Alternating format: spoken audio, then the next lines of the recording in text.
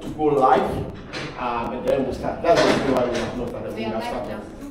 We are live now. Awesome. So it means that we're going to start there.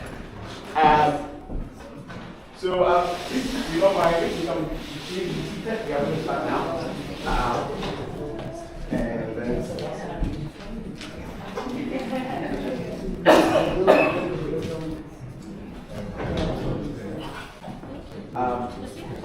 Please.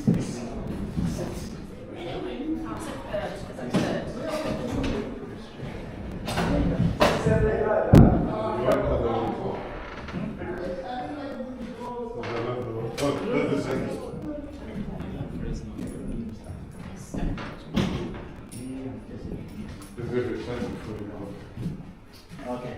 Yeah. What do you want? Let's talk about that. Yes, please. I'm telling you.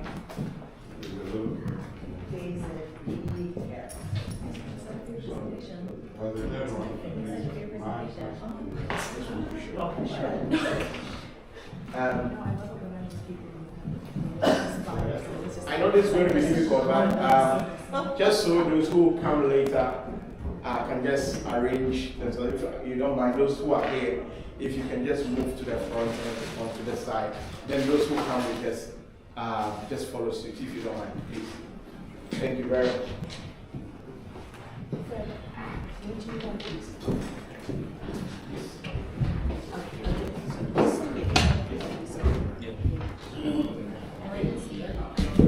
They say front and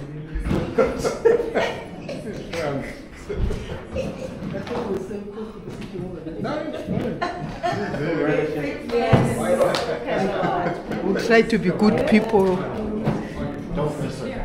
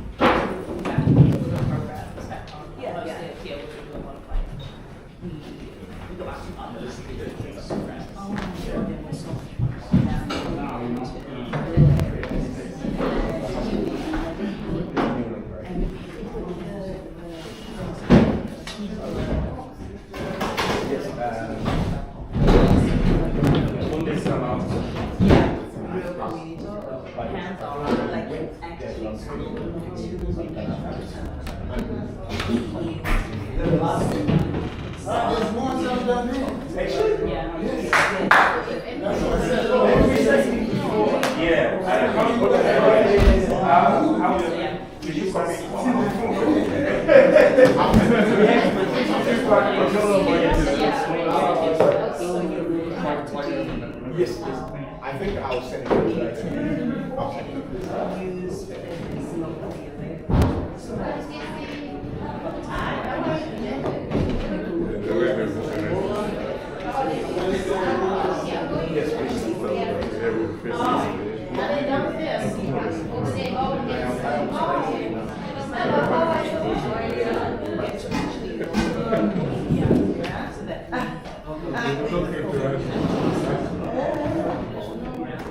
Was it being in the office somewhere? Yes. This is the funding go. Right? Yeah.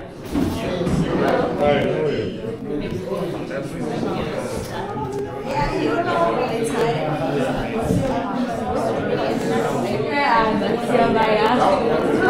Yeah, Yeah,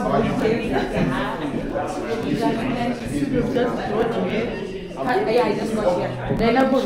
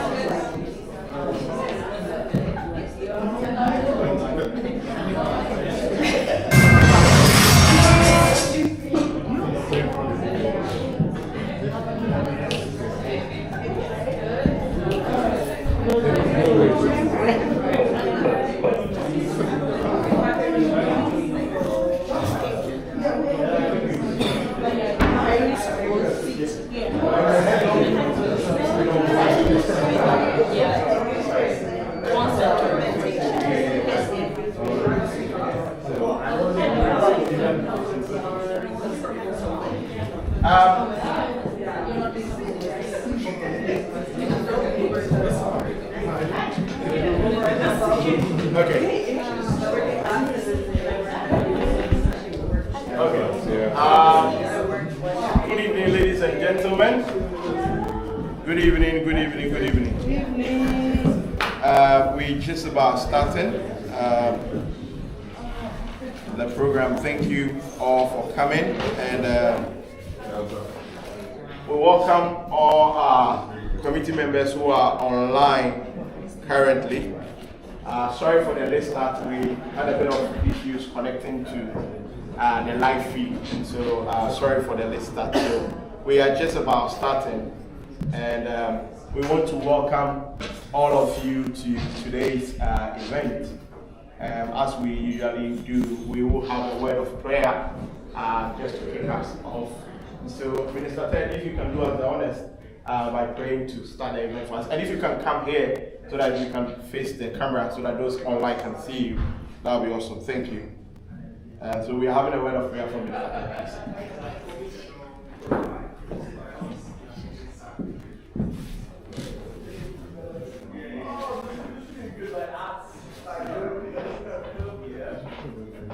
All right. Good evening, everyone. We wanna bow our heads and pray. Heavenly Father, we come before you today with heavy hearts, seeking your guidance and wisdom as we gather together for this important panel discussion and community initiative on family and sexual violence. Your word reminds us in Psalms 34, verse 18, that you are close to the broken-hearted and that you serve those who are crushed in spirit. We lift up to you all those who have been affected by these acts of violence, both directly and indirectly. We pray, Father, in the mighty name of Jesus, for healing and comfort for the victims, strength and courage for the survivors, wisdom and discernment for all those involved in addressing these issues. May your presence, Father, be felt in our midst as we seek to bring about positive change and support for those in need. We ask you for your guidance and direction as we engage in discussion, share ideas, and work towards solutions that promote healing, prevention, and justice. Help us, Father, to listen with open hearts, speak with compassion, and act with integrity as we strive to create a safer and more supportive community for all. We pray, Father, in the mighty name of Jesus, for your love and grace.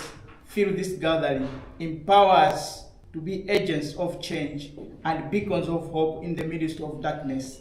Give us the strength to stand up against injustice, the courage to speak out for those who cannot, and the compassion to extend a helping hand to those in need. We commit this time and our efforts into your hands, O Lord, trusting in your provision and guidance every step of the way.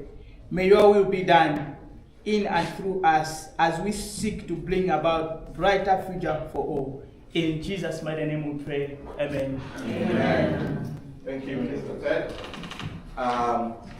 And so at this juncture, I'll go through a few emergencies. I think I should have introduced myself. So my name is Frederick Achapo, and I am the ACCW's Assistant Secretary-elect. And it's good to be here with you. I'm also the project lead for this initiative that is being funded by the Ministry of Social Development. First of all, in terms of emergencies, if there is an earthquake, we will drop, cover and hold, and if there is the case that we have to evacuate the room, I'm the warden for the room and I will lead you to the place. But these are the various exits. So the main exit that most of you came through, and then there is also another exit that is down here. So we can apportion ourselves by this group going that way, and then those of us here just going downstairs here. If you're going down here, it's a bit sleepy, so just take your time, and the door will open onto the lobby that you came through before you came upstairs. We will all go out of the building and then we will gather around Frankmore Street, just around the corner of the main community hall. And so please take note of that. Because we are live streaming and the room is a bit small and there's will be a bit of movement, we please ask that if you can please put your phone on silent.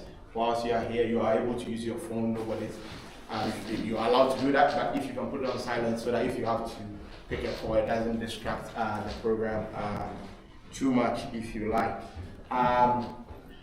Then also, I will get to a few other details, but I think those are the basic things that you need. If you want to use the toilets, you go down the stairs that you came through, and there are toilets for male and female. There's one that if you have a child, and the child can be changed. I know most of you might have seen on the poster that there's kids activities, and so the kids activity is taking place on the other side of the hall through Frankmore Street. And so if anybody comes in whilst the program is going on, I can't see any child here, but if there is anyone who comes in, please let's advise the person, and our officers are here, they will help with that. To take their kids there, they will have a nice activities whilst we are having this important conversation here. And so it is a family event, and ACCW is happy to be doing this for our community, so to speak. And so, having gone through these emergencies, next on the program, I think I'm still the same person going to do that. Just going to welcome you once again and to this program that we are calling Family and Sexual Violence, and then also Community Initiatives. I will have time to speak to it in a moment. And we also want to welcome our community members once again who are watching us live.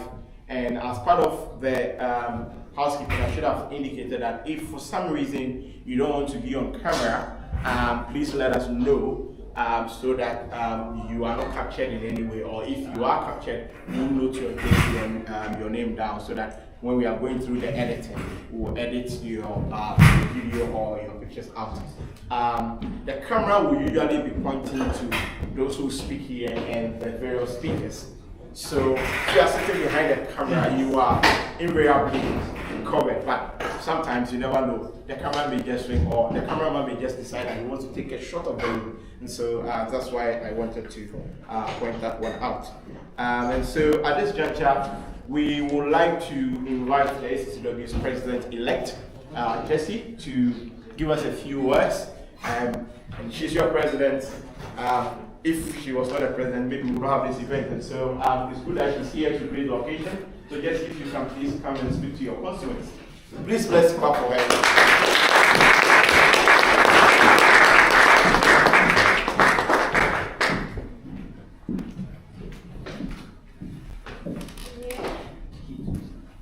Thank you very much, Brother Fred, for that and for organizing this event.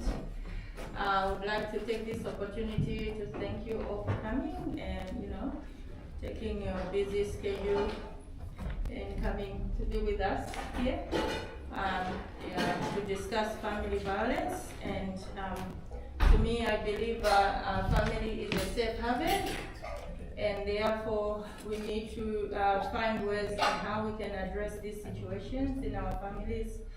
But also, it's just not being in our home environment, but taking it out there to the community as well, and how we can look after ourselves, and our members of our family.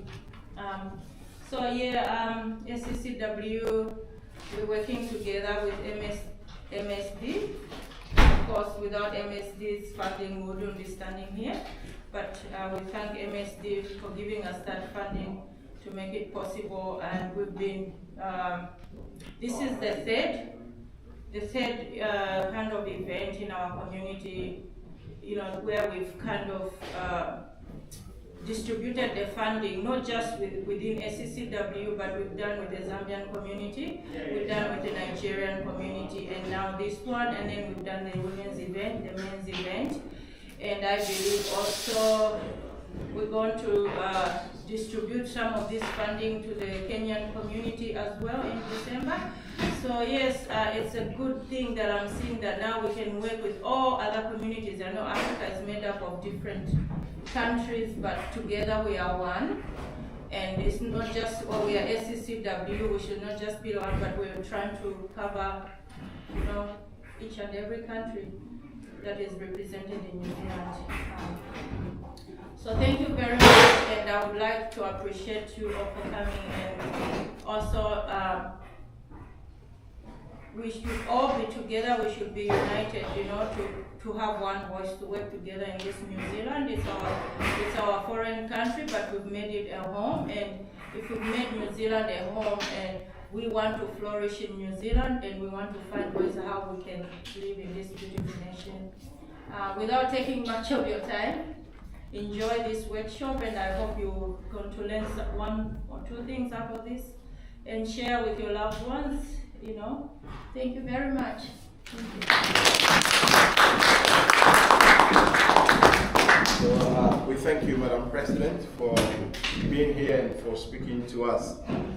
So I'm just going to go through why are we here, just to set the stage for the various speakers.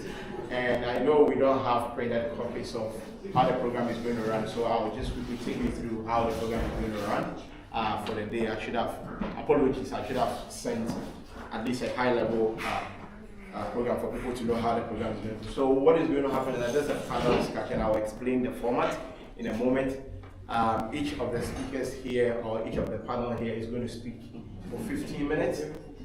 But the first two speak first. We just take a break to have some drinks and some pastries. You just pick it, and then we come and sit down. And then the two other speakers also speak. After that, there will be a quick reflection from the four panels if there's anything that jumps out from other people who have spoken and they want to talk about. We just have 5 minutes to do that. And then after that, now we come to the community. The reason why we are here is to give suggestions as to how we are able to prevent family and sexual violence from happening in our communities. And so then we'll open it up for suggestions as to what we think we should be doing. And I'll be explaining, if that's the case, if that's the reason why we are here, why we're having a panel, why are we not just starting off by asking you first. I will explain that in a moment. Then after everybody, after all the speakers have spoken, we've gone through the suggestions and the Q&A session. We will then wrap up, and then we will have some food and networking. And the networking is very important because, and that's why we say, African Communities Initiatives. We want our community members who want to hold, just as the President said, who want to hold various initiatives concerning this very topic within their communities, to have the opportunity to speak to myself and other people who are helping the project as to how we can support them to hold those events or those programs within their own communities. And so that's that. Now, so I'll be reading a few things here just to make sure that I'm touching on because of the funding arrangement and the things that we are supposed to be covering. So this panel discussion is a four-track targeted series initiative designed by the ACCW for all African communities within the Wellington region. To learn and give suggestions as to how we can prevent family violence and sexual violence within the community. Now, this initiative that is being sponsored or funded by MSD is focused on finding ethnic communities to be led, for the project to be led by ethnic communities who will find solutions within our own community. While there are focus groups discussions and more localized discussions, just as the President said, in specific African communities on the subject, this series is focused on making sure that various communities that are not that organized, or for some reason, people within those communities who are not able to attend those close-knit community events that are organized by their own communities, will have the opportunity to also make suggestions and make inputs into the initiative. Now, everything that we are saying here, every suggestion that we are making here concerning the subject is going to be fed back into government through a survey that we do every month. Just so you know, nobody's name is going to be mentioned, that I said this, you said that. All that they need is what are people saying within the community concerning the subject. In any case, you are just giving suggestions. You are not saying anything that you are saying that government should do or should not do. And so if there's any fear that I don't want anybody to hear me saying this or saying that, just know that you are in a safe space and everything that you say will not be attributed to you personally. In any case, you are helping out to actually get information out and to support government in its decision making concerning this very, very particular subject. The ACCW have been deliberate in our approach to ensure that we cover majority of our communities. So aside those localized things, we are also organizing these series, and today's one is what we call it's a kind of a kickoff, and that's the reason why we are having a formal panel discussion to start off. So you are asking communities to give you suggestions about a particular subject. But is it the case that you assume that everybody in the community understands the subject that you are talking about? It may not be. Even if we do, there may be things that will be said here that you'll be hearing it for the first time. So it is important that our communities are knowledgeable about the issue. Then after, if they know what the issue is all about, then they will be able to, as it were, proffer some suggestions to government. And that's the reason why we are having a panel discussion. Now, we are also intending to at least reach the communities in the various areas that they are within the Wellington region. And so this being the first one, we are planning to have the next year about another 3 to 4 series. One is going to be held in either in Newtown or in Crowbern. We are yet to decide. One will go to Lower Hart, and then we are also going to have a youth-focused one, which is likely to be held at Victoria University or at another location. And so you can see that what ACCW have done is to make sure that every community member is covered, so to speak.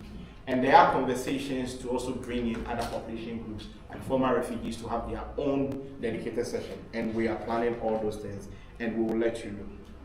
Now, the ACCW would like to protect the privacy of victims and prevent any allegations during this series that would detract from the focus of the discussion. And so we want to emphasize that we know very well that there are people who might have been victims of family and sexual violence, and our community is always focused on making sure that those people receive the support that they want to receive. And even during this presentation, you'll be hearing where to get support and all that. But the focus of the discussion is on how we can prevent it. So we please ask that during the time of suggestions, during the times of questioning, that we desist from mentioning people's names or making references to people without their consent, because with that, ACCW can be sued. And so if you start making those statements, we may ask you to stop speaking, and we would disassociate ourselves from that very particular statement. And so we please ask that we please keep to that. In the same vein, we also ask that when people are also giving suggestions and they are making contributions, they are also mindful of how sensitive the issue are, and to know that there may be people who have been hurt or who have gone through those challenges. And so we keep our suggestions and our comments in a respectful and in a decorous way, so that we can all live here knowing very well that we have come and done something good that will help our communities going forward. And so having said that, I think I've said enough. These issues will be retreated by my co-moderator, who is multitasking today, Wallace, when he joins the panel in a moment to help moderate that session. So thank you very much for coming, and I think we are on the highway now. Let's clap for ourselves.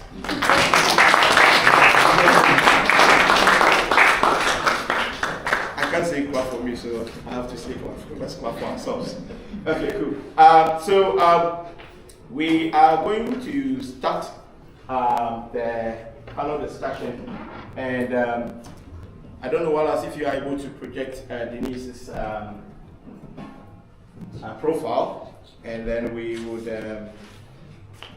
I will not say that much, because I think that most of our community members already have, as it were, seen the profile of the various people who will be speaking today. So there is no point for me to go through all of them. And you can see Denise is already standing here. She's like, sit down, let me start. And so let's welcome Denise. But Denise, obviously, she's a social worker. She's a social worker, she's a public health advisor, and she's a community advocate. She loves our community, and I think that you are going to learn more from her today. Take it away, Denise. Thank you, Fred. Thank you all for coming here. Thank you for spending your Saturday with me, spending your Saturday with your community. The reason that we're here is so that we can create a safe community for our people, for our mainly looking. MSD's request is that we get community-driven solutions to these problems. So my particular, we all are going to talk about different things, but my particular piece is about creating culturally appropriate solutions to the problems of sexual. So a brief overview of the program itself. Fred has explained it very well, but in a nutshell, the aim of this project or program is to prevent family and sexual abuse, but actually to address it from our community, to find community-oriented solutions. So the solutions are actually supposed to come from us. And all I am doing now is sort of teasing and helping about what we could do and what is appropriate within our communities that would address these problems, so that you can then contribute and give us solutions. The objective is really, like I said, to help us as an African community, but also to understand that our cultural values are very important. Now, I was explaining, I was talking previously, and I was explaining how diverse Africa as a continent is. And if we're talking about culture, even within our different countries, we have different tribes, and even within the different tribe, there are different sects, and even within that, so we're a complex nation, a complex continent. And so when we are talking about culturally relevant issues, trust me, I had to sit down and I need to bring us all as one family to find solutions that work for us and speak to our culture and hold our culture core, because that's what defines us as Africans. So we need to understand, and I came from a point of from our rich diversity, what are our cultural values? What do we share across the continent? Constant. The first thing is we have a deep respect for elders. We all agree. Elders and authority. That is across the whole continent. But that is core to who we are. We also have unique aspects within our different cultures. We hold. So even as we find these solutions, we also need to anchor ourselves in who are we as a people and what do we hold dear, and what are the things, the structures within the family structure. What are the things what are the roles? We all have what we call women's roles and elder roles, and we have roles within the family structure. And so this is core to who we are. We also have traditions that impact us. For example, this is said in many different ways, but we all know affairs are not talked about in public. This is not new. We all know this. It is very core to. So when we are talking about family violence, and it's a very raw, what is public and what is private. And we are talking to our young people. What does that look like that we find ourselves in New Zealand? Because what used to be okay at home might not be okay here. And how do we navigate that as a people? And yet still hold true to our culture and our dignity, and still keep our people safe. Aspects. We need to protect the victims. We need to acknowledge that this is still happening. And how do we protect them? How do we provide these safe spaces for them to come to, where they will not be further victimized or shamed for having stood up for themselves? So this is a very sensitive navigation of, this is why we have these forums where we can talk and find solutions within ourselves, among ourselves, solutions that will work for people and keep our people safe, also educate us, and also enable us to move forward as a community. So what are the challenges, and what do we find within our communities that we struggle with? Like I mentioned before, we have stigma and shame, especially fear for social repercussions. People do not want to say, the whole saying of what happens behind closed doors. They are shamed when they come forward. It's not encouraged. How do we tackle that? We also have the real issue of lack of culturally informed support staff. So when you go to all these support systems, will we be understood? And that also creates some distrust of the systems that are in place because they lack that cultural sensitivity and understanding.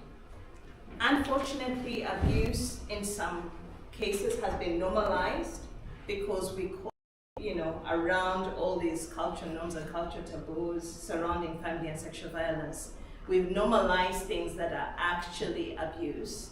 And so how do we navigate from that? How do we understand that that's some things in our culture, some things in our norms don't necessarily serve us as a people? What do we hold dear and what do we release? We need to be honest with ourselves. The other thing is this lack of statistics. Trust me, I looked. We do not have statistics that are African. And so I encourage people who are doing further studies, doing doctorates, please start getting information from our communities because we really do not have anything, any research. If there is, there's some in Auckland, very little in Wellington, unfortunately. That is our reality. We do not know what is happening on the ground in Wellington. There's been very little reporting back on what is happening in our domestic homes. So, and this is a challenge. We have a proverb that says, he who conceals his disease cannot expect to be cured. And in my tribe, I don't know, I'm sure these proverbs, they translate. So if you hide your disease, if we do not tell the government, if we do not report these things, we can never be cured. It will be a hidden cancer among our people, and we need to find a solution for that. How do we do this? We need to create culturally appropriate support structures. We need to create community leadership. Everyone in this room is a leader. Everyone in this room has the ability to change, to design, to be a part of this transformation, and to build something that we can be proud of as a community. These solutions have to be community driven. We shouldn't sit back and wait for someone to give us the answers. We have it within ourselves to mobilize ourselves and create solutions that address our problems, that understand our people. But mainly because this whole initiative, MSD wants us to find solutions by ethnic communities for ethnic communities. That is the core of the program itself.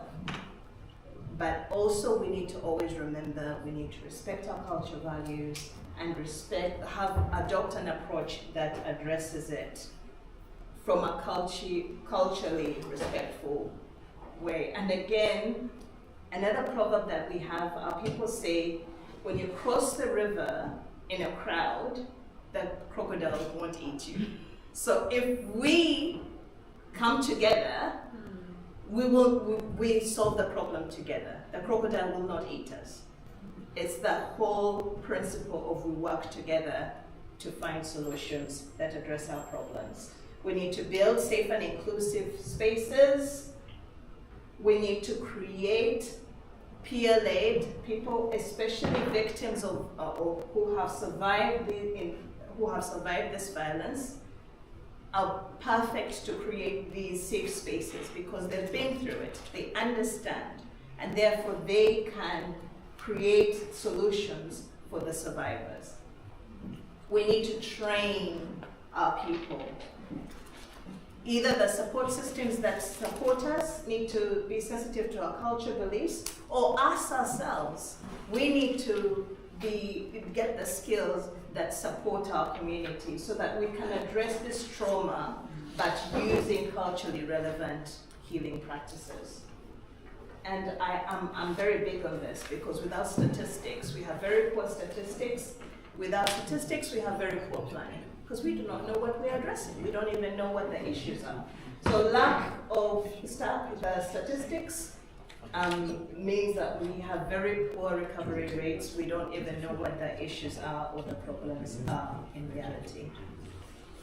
The other thing we could do is to empower through education and awareness empower our young people through education. We can create programs that, without undermining our cultural values, but programs that address these issues and can help particularly our young people to know that they can have safe spaces and know as they move into adulthood what should be held as the benchmark.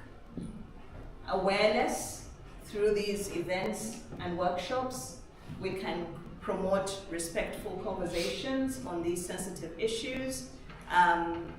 I know that through these conversations, for example, we know that sometimes when men and women are sitting in the same room, conversations will be different from if women are sitting by themselves and can be open and honest, and men alone, and they can be also open and honest. Young people, if they're given a platform, they can also, have a voice and speak boldly about the issues that are affecting them directly. We should also challenge these harmful beliefs, because there are things that we have come from Africa with that were okay, that we're seen culturally as okay. There are things in our cultures that are not necessarily good, and we should be bold enough to release the things that don't serve us as a community and adopt the things that serve us. So in this climate, although some things would be accepted back home, they're not necessarily going to be accepted here. So what are those things? What is the law? And how do we navigate that and keep ourselves safe? Also, we need to engage males in these conversations, because by them holding space for us as women and knowing that we are safe if our male population keeps us safe, then the brothers can look after each other and hold themselves accountable, So engaging and involving men allows us to keep ourselves safe as a community. I love sprinkling my proverbs for my people. Knowledge is like a garden. If it's not cultivated, it cannot be harvested. So it is up to us to change the way things are, but also to plant things that are new for our people to move on. We need to empower our community by building these safe but culturally sensitive solutions, offering guidance to the family dynamic. But also we need to identify who are our mentors, who are our elders, who are the people who are wise, who can strengthen our families and our community bonds. And also we need to create these community-based initiatives that are localized and are known by people so that they can go to them for reference as a safe space. So in closing, because it's really hard, there's a lot that could be said. But in closing, the core message, if you get nothing from me standing up here, the core thing is it is up to us to build culturally resonant, supportive structures that are going to encourage involvement from our community, but also support us in a culturally sensitive way. The action steps from you as a community, it's up to you, people in this room, to actually build these spaces, to create these support groups, and to be the community liaisons. Because once we create these spaces, you are then the ones who keep all of us safe. We are all each other's keepers. So we need to hold this close. So there are 6 pillars that I want you to challenge yourself and see where you fit in these 6 pillars, because like I said, we are all part of this. The first pillar is early intervention. Do you think you have the skills to support early intervention, and what ideas would you have for that? Second pillar is data collection and understanding issues. That is very important. That could be by volunteering to do a master's or a research paper or something to do with collecting data for our people, because we do not even have this. The third thing is culturally safe solutions. if you're a victim, if you're a survivor, Pillar 3 might be where you can create the best impact. So would you be one of those? Would you be volunteer for Pillar 3? Pillar 4 is education and rehabilitation for offenders. So we are our brother's keepers. So even the offenders need rehabilitation and need to be re-educated or unlearn the bad behavior. So would you be key in that? Are you an elder? Are you someone that people trust and look up to? Are you a safe space? Pillar 5 is collaborations with other ethnic organizations. Some of us are professionally linked to other organizations. Can you help our community partner with these organizations that support? Are you instrumental as building a bridge with these other organizations? Police, Women's Refuge, Shakti, different organizations that can be pulled in to support us and work with us. Salvation's Army, there's so many organizations that support in this space. Are you the bridge? And even churches, actually. Churches are a good one there. Pillar 6 is, so how do we work with the police, for example, if we're trying to educate them and they've refused to change their ways? How do we escalate? How do we prevent? How do we keep our safe? So this is just a scenario it is a fictional story. So Amina came into New Zealand. She came and she got into a relationship with they had a little child. When they had a child, their relationship, they drifted apart, and he was an angry drunk. We know that when they drink, he started being physically violent.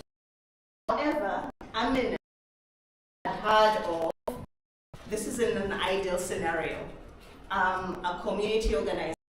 She heard of a Mama Sarah, who lived in Tawa, who, if you spoke to her and called her, she would intervene. She didn't. She thought that would be an escalation, but she thought if she spoke to Mama Sarah, it would be a soft intervention. She called Mama Sarah because Mama Sarah's phone number was part of the ACCW committee. So she called Mama Sarah, they had a conversation. She was able to talk to Mama Sarah, but her husband was very angry because she had gone to Mama Sarah. So he told her she could not come home. So she was stuck, she did not have a home to go to. So Mama Sarah called Women's Refuge because she was their go-between. They were able to organize a short-term accommodation for her and her baby. But in the meantime, Mama Sarah connected to some brothers, African brothers, elders, who were mentors. And they spoke to her partner. They counseled him. They found out that he was drinking because he actually had lost his job. So they called in other people within the community, and he was able, through a few contacts, to get a part-time job. This allowed them then to have contact between Amina and Mama Sarah, but in Mama Sarah's house they were able to receive counseling and guidance, and they were able to come to an understanding. The African brothers were able to hold her partner's hand and sort of guide him and help him. This matter never went to the police because it was handled by the community. The support was within the community. They were able to collaborate with other ethnic organizations, and they were able to get support for Amina, but the partner did not reoffend because he was being supported by the African brothers who were there to mentor him, who were there to guide him and support him through this trial. We can do this. We can do this. We can create solutions like this. And this is just a make-believe story where Amina was able to get culturally safe support within a culturally safe but supportive structure. She was kept safe, by the community who understood her values. She was not shamed when she went to Mama Sarah. She was listened to, and she did not have to fear to be judged, and she was able to find a safe space as she found solutions. Her partner was also able to get the support that he needed. He was re-educated, and from then on, as a couple, they were able to move on in an empowering way. We could do this. We could do this for all our young people. We could provide people. Find out, think to yourself, which pillar would you support? Which pillar do you have the strength to support? The answers are all in. The answers are all on the people who are watching live. We can.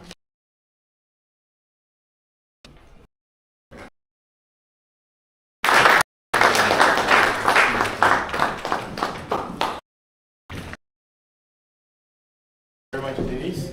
And if we can start preparing Thomas's. If you take our I'm not going to start here because I don't want to be summarizing what key points come out of representation that I think is important to highlight. She did not vote.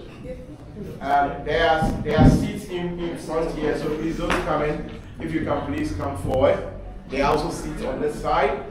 I'll wait for you to sit before I continue. So those coming, please, there's a lot of spaces. Just come forward. Yes, thank you very much. Thank you for coming. Yeah, so I was just saying that whilst we get Thomas's presentation ready, that two things that jump out of me from Denise's presentation was around creating spaces within our own communities. But not just creating those spaces, but those spaces are supposed to be safer spaces for our own people. And invariably finding cultural solutions that are workable within the context within which we are living. The other point is around how we are collaborating with other people who work in this space or other communities that are also done it before and learning from them. And I think that these are very important things or important suggestions that we can model on and that we can feed back to government. Thank you very much, Denise. So next speaker, and after this we'll take a short break. We just grab something and then we'll come and sit down. At that point, I will let you know how we'll go because of the way the room is set up. But we're going to ask Thomas to come up now and speak to his topic. And most of you may know Thomas in the community. You have read a profile that I sent you. So Thomas is a development practitioner, but he has a day job that he does, that he will speak to you about it.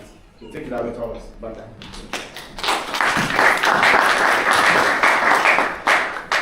Thank you, Fred. Good evening to you all, and I feel quite privileged to actually being asked to come and participate in this particular forum. And the privilege also comes because I don't consider myself an expert on this subject that we are looking at today. But however, I've been involved in community development for quite some time in terms of providing interventions in development-related kind of programs, mostly in Southern and East Africa. And I was glad to see Winnie here because at some point in time we worked together just to travel to Africa in terms of looking at some of the programs that we supported.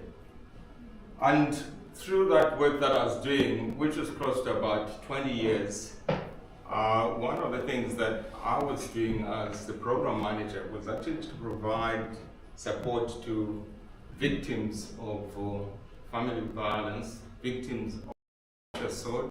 And these were mainly volunteers that we placed on programs to provide interventions in various countries that we worked in. And the other privilege I had was when I came back here at some point in time in 2014, I worked with the change makers, and I worked as a general manager there, And one of the programs we worked on was the funded program by MST to try and reduce family violence within the refugee community. And that was a huge learning experience as well for me. So I feel I do have an opportunity to bring something to the table today, though I don't have that kind of direct experience in terms of working on a day-to-day in this particular area. And the value, of course, will be when we have the dialogue and looking at some of the interventions that we're able to look at. Having said that, I think one thing we need to recognize is that New Zealand, as a small country, does have a huge problem with regards to family violence here. And as I alluded to, we don't have specific statistics in terms of how it actually relates to the African community. But the fact that it has a high rate of family and sexual assault reported cases globally, it's very likely that our communities are also likely to be involved and affected in some way or another. And the other reality is that we are not immune to the violence that prevails within New Zealand. So that's something which I just wanted to flag as I dive into the presentation. I'll be strategic enough in terms of my presentation because some of the things that are kind of put together have actually been well covered by Denise. So that will entail that I might have to skip some of the things that she's already touched on. And when I look at the complexity of the family violence and the sexual violence, they do kind of relate to the fact that we, of course, have the cultural context to look at these issues when they happen. But at the same time, as Denise has emphasized, having a culturally thought through process of responding to that might actually provide opportunities to come up with some tangible solutions to the issues that we face. If we don't do that, the danger that we have, we're going to have a top-down approach whereby the solutions that have been thought through, one size fits all, might actually work for us as a community. So that's something that we need to ensure that we take into account when we're coming up with these solutions. The other thing which of course strikes me personally is that the fact that family violence and sexual violence is a human rights issue. Each one of us should have a right to live in a society where we feel we are free. And if it's happening in the community, we do have a duty to ensure that we do attend to those issues and support the victims of violence in any way that we can. We must also endeavor to break the silence within our community, which of course won't save us if we try and keep it a blind eye.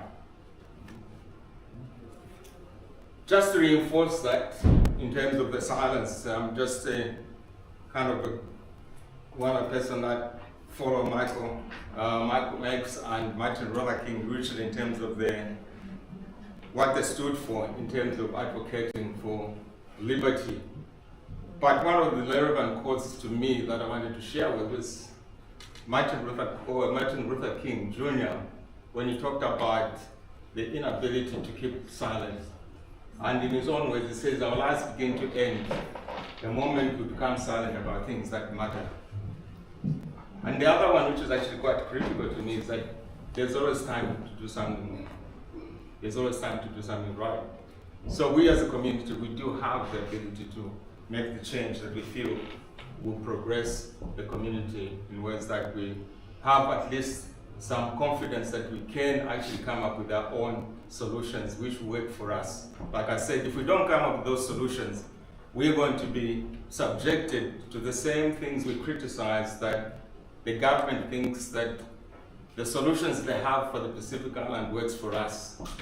The solutions they have for the Maori work for us. But it's within ourselves to actually show the government that we have the ability to reflect on our problems and our issues and offer them and how we can intervene. What's the worst thing that we can do in terms of where we are? That's the worst we can do. If we bury our heads in the sand, of course, we're going to be creating huge problems. And there's always a tendency that within a community, we try and pretend it doesn't affect us. Within our community, and in fact, a bit of a discussion saying, why are we even suggesting that this topic is relevant to us? How prevalent is it? And I said, okay, we don't have the statistics, but that's not good enough for us to pretend it doesn't affect us. So that's the worst thing we can do. So I'm glad at least we're able to kind of get this kind of forum going so that we can have those small steps to addressing this issue. Again, I've touched on things relating to some of the things that warrants us to get involved in it. Family violence, I said, it's a human rights issue, but at the same time, it does affect our well-being and our social cohesion within the community. And of course, it does hinder progress in many ways. And there was an example of some of the things that impact on us when we're living in diaspora, which I'll touch on. But it does also weaken the bonds within our community. And I've lived long enough in New Zealand, I've lived here for close to 30 years. You hear the youth within the community, and those permeates through the community, and it does, just as it does, it also starts dividing us. And by not confronting those issues, we're not doing service to ourselves. With regard in terms of prevention, but there's no magic bullet. Well, we've got here and violent kind of language. In reference to not having a magic bullet, we don't have a solution which could address the family violence. So there's no single solution that we can look at. Just the nature of the complex nature of the beast that we're talking about. Again, there are factors that Denise has touched on. The most challenging thing that I would like to flag is that the cultural norms play a part within our community. We want to justify things like back home, I was able to get away with this, and this is accepted. We're in New Zealand here, there are different laws here, we just have to adjust and work within that. Economic factors are huge problems as well, which we should acknowledge, and again, we realize that when in diaspora here, we are limited in terms of the support networks that we have, and at the same time, there's that power play that comes in. We've had relationship breakups here, and at the same time, we have for situations whereby there's an imbalance in relationships. There might be one partner that's working and the other one is not working. And if there's any abuse in that family, the disempowered person who's been abused is very reluctant to leave that relationship. And that violence or abuse continues as a result of that disempowerment. So looking at solutions, looking at how we can financially empower ourselves, support some of our disempowered brothers and sisters within the community so that they can have that ability to leave when things are not working for them. Otherwise, they're trapped in that relationship, which has got serious consequences if not addressed.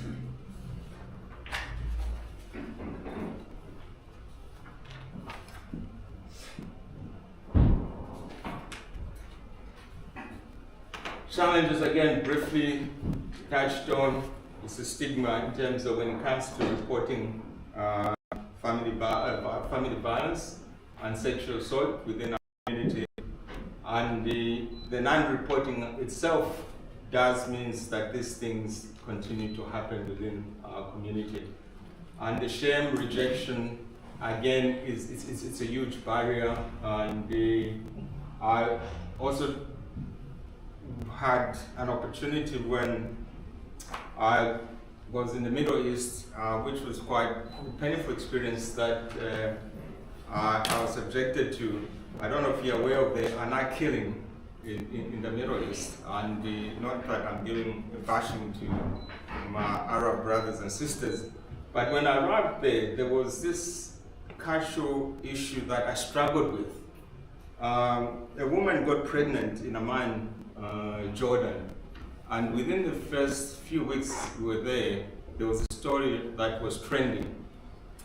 She got pregnant to an Egyptian guy who fled the country just within days. And what happened was within a few days that he left, the brother killed his sister for getting pregnant with this Egyptian guy.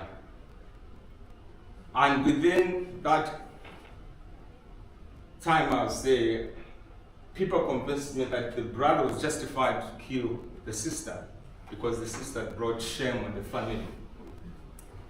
And what I found much later on, that within that culture of acceptance of dealing with shame in that way, people were not reporting these issues, and people were just disappearing, family members were just disappearing. But what happened in that particular case, the person that was the offender was arrested. But within the 3 weeks we were there, he appeared before the traditional courts there, and he was sentenced to 6 months imprisonment. That was the end of the matter. So to them, he did an honor for the family in terms of killing the sister. So those are the issues we have to deal with in terms of when we're looking at some of the barriers to report. And at the same time, there's an issue of what Denise touched on. If I report my partner and they end up convicted, it's a loss of income for us, and what I do with my children and what I do. So those are the things that we need to be reflecting on. Language barriers, again, in New Zealand does provide some challenges in certain communities in terms of navigating. And we also have issues of immigration, people not being very familiar of what they can explore in terms of getting support within a system, and there is some avenue in which the system can help you if you become a victim of violence in your own home. You just have to put up your hand, but you've got to find in a network here, and this is one of the things we have to kind of try and come up in terms of creating some network of people, having to gently kind of nudge and say, I've got an issue here, can I get some support? And that would be something that we can kind of try and exploit. The distrust in law enforcement agencies can also be a factor depending on where some of our brothers and sisters are coming from, particularly in the continent. We don't seem to have good kind of links with our police departments or forces back home. So when we come here, we still have that distrust in terms of working with the legal system. And talking about the distrust in working with the legal system, when I work with change makers, one of the things which happened, we had some dialogue with the regional police team that was involved in supporting us with the Safer Communities project, was when we had the opportunity to quarrel with some of the members of the community that were involved. One of the issues that came up was a strong plea of what they called disrespect, which to me, at that point, I just tried to reconcile, looked at the face in terms of when they're interacting with us. And they do have, I've traveled quite extensively, but at the same time, when this man stood up and said, the neighbor called the police that there was an issue of violence, the police, and one thing she said was when they came in, what she observed was a total disrespect to the husband in front of the kids. So you could imagine her reflecting on that and saying it was a good idea that the police came, but the way they conducted themselves would make her probably think twice about calling the police. So those are the things, I suppose, which, again, we need to terms of supporting them in becoming more culturally competent in terms of dealing with the African community, it can actually start building that trust and say, yes, we can feel this will not put our partners in an embarrassing situation or do not what we want to achieve. Another point relating to the distrust in terms of law enforcement, I just want to sort of re-emphasize this point, was another person basically flagged up an incident whereby the police came in to attend to a domestic incident, and they realized that the partner was drunk and he needed time out, so they got him out of the house, and it happened somewhere in Porirua. Basically put him out on the street. He had his phone with him, and it was meant to be a chill out time for him. Basically trespassed for whatever period of time, and it was in the early hours of the morning. He ended up getting mugged in the night. He had his phone stolen, beaten up. He ended up in hospital. So this was a well-intended intervention by the police, but it ended up in providing an outcome, which when you reflect on it, you realize that somewhere within the community, when they narrate that story, there was reluctance to call him. So what I'd like to urge is to look at how perhaps working with authorities here, in terms of coming up with some self-shelter. If somebody is removed from the house, they are taken to at least a safe place. I mean, refugee, there's quite a lot. I tell you, there's not much.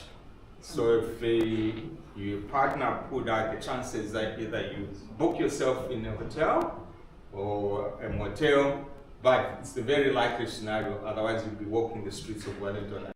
So those are the things you're looking at.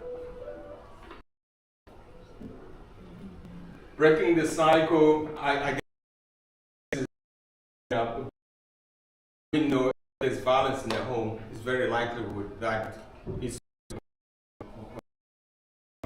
and from there it will be a repeat of. So there need to be ways that we can look at in terms of tangible things that we can come up with to try and advocate for breaking the cycle when it happens within our community. This is the element in the room. It's been partly addressed by Dennis. The alcohol, it's a real issue, a real concern. And no doubt that in the sun that pretend that it doesn't actually exacerbate some of the issues that we're facing. So to ensure that we're able to deal with this, we need to be bold at what kind of things we can put in place to support some of our brothers, those because of the various aspects that are finding ourselves where sometimes you lose a job, something happens, and the solution is to try and abuse these substances, which again pretty much puts you in that kind of downhill spiral. But how we deal with our own issues on substance abuse, which inevitably is also impacting on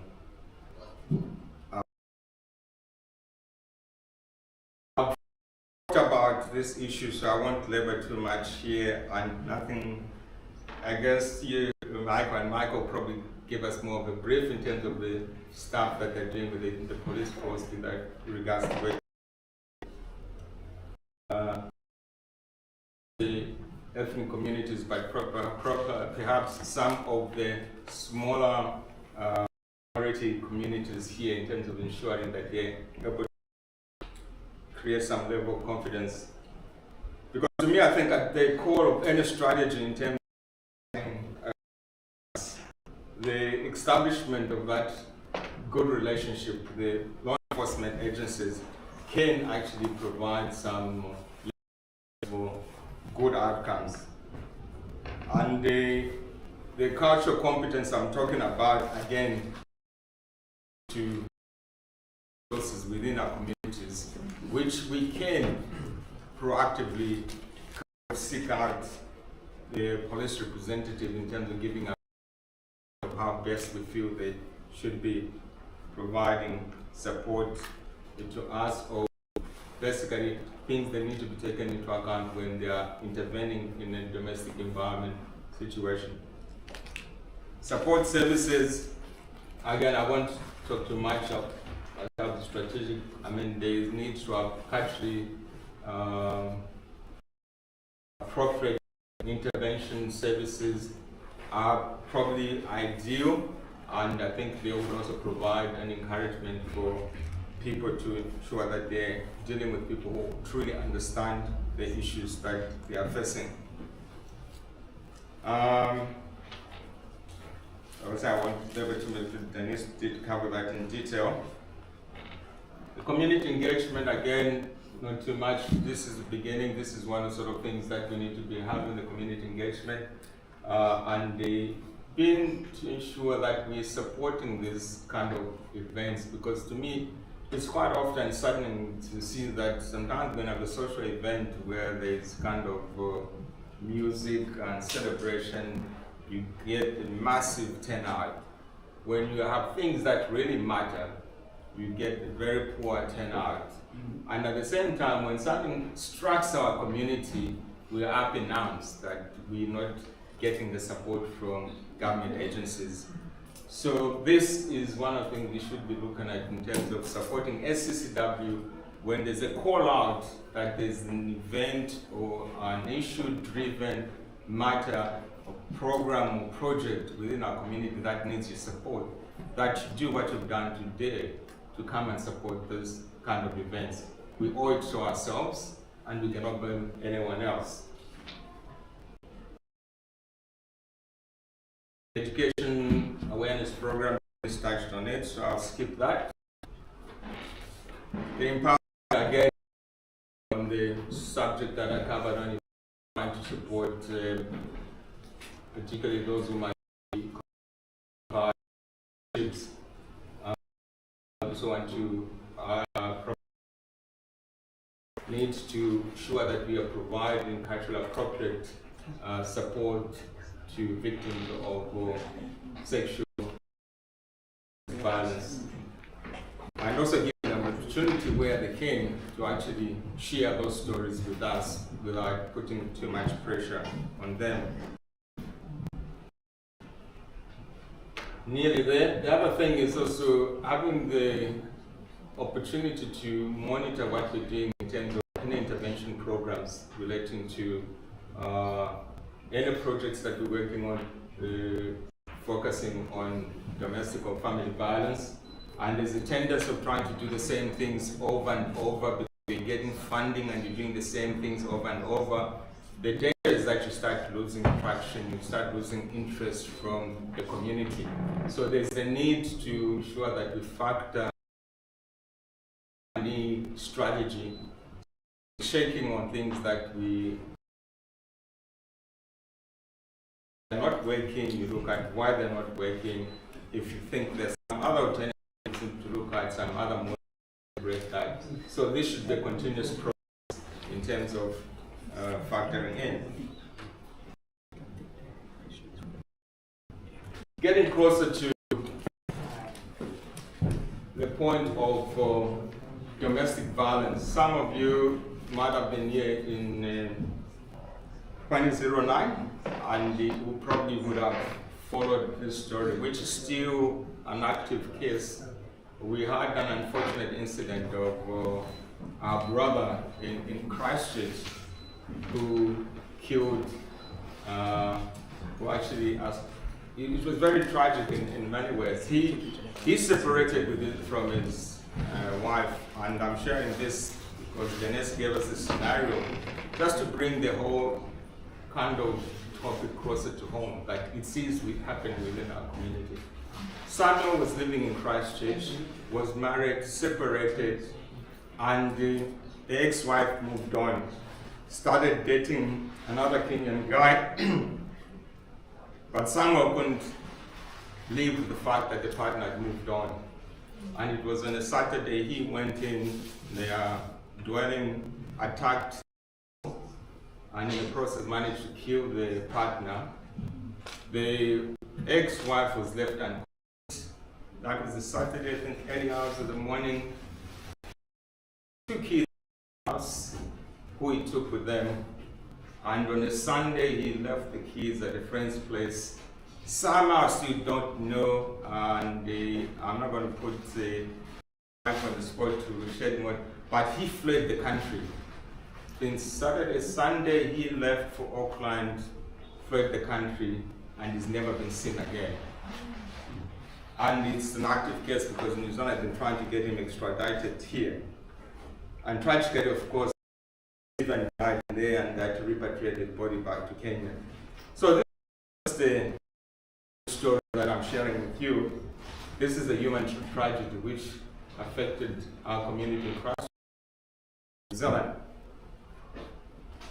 This is the mother that was left unconscious and suffered very serious. And this is the man who took away a person's life since. And this is just a reminder that this could still happen. But whatever I'm talking about is preventable if we do something about it. As a takeaway, in the spirit of me working in the development kind of arena, there's always the takeaway. But the takeaway from it, because we're coming from different kind of communities, I thought I should do a framework. We'll just sum up the whole thing and say 1 page I'll share with you before I leave. And it just captures the whole thing, in fact, I've been talking about on 1 page, which I think provides some value for you as a takeaway. I think but enough for you to. So at the top of it, of course, we're looking at promoting peaceful and non-violent values. That's our overall goal. And we're looking at safer communities free of violence. There are things we've spoken about in terms of cultural factors, barriers to reporting, the impact it has on the communities, behaviors from the mainstream. I didn't touch too much on that, but I did talk about some aspects of things that we can improve on, particularly in terms of supporting other agencies like the police in working with us. But there are behaviors within our communities which we've talked about, which we can change.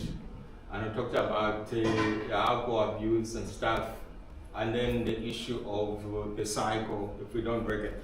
So this framework as well, just that we need to have an enabling environment in which we address the legal framework, which of course looking at the legal systems, and we have the power to contribute in changing things that are not working for us.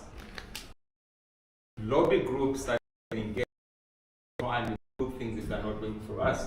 So if we are united, this is where on top of that I've got the collective voice and the leadership and ownership.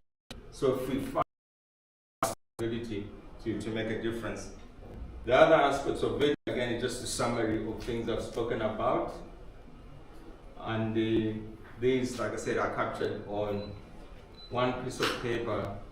And so it's a takeaway to your community.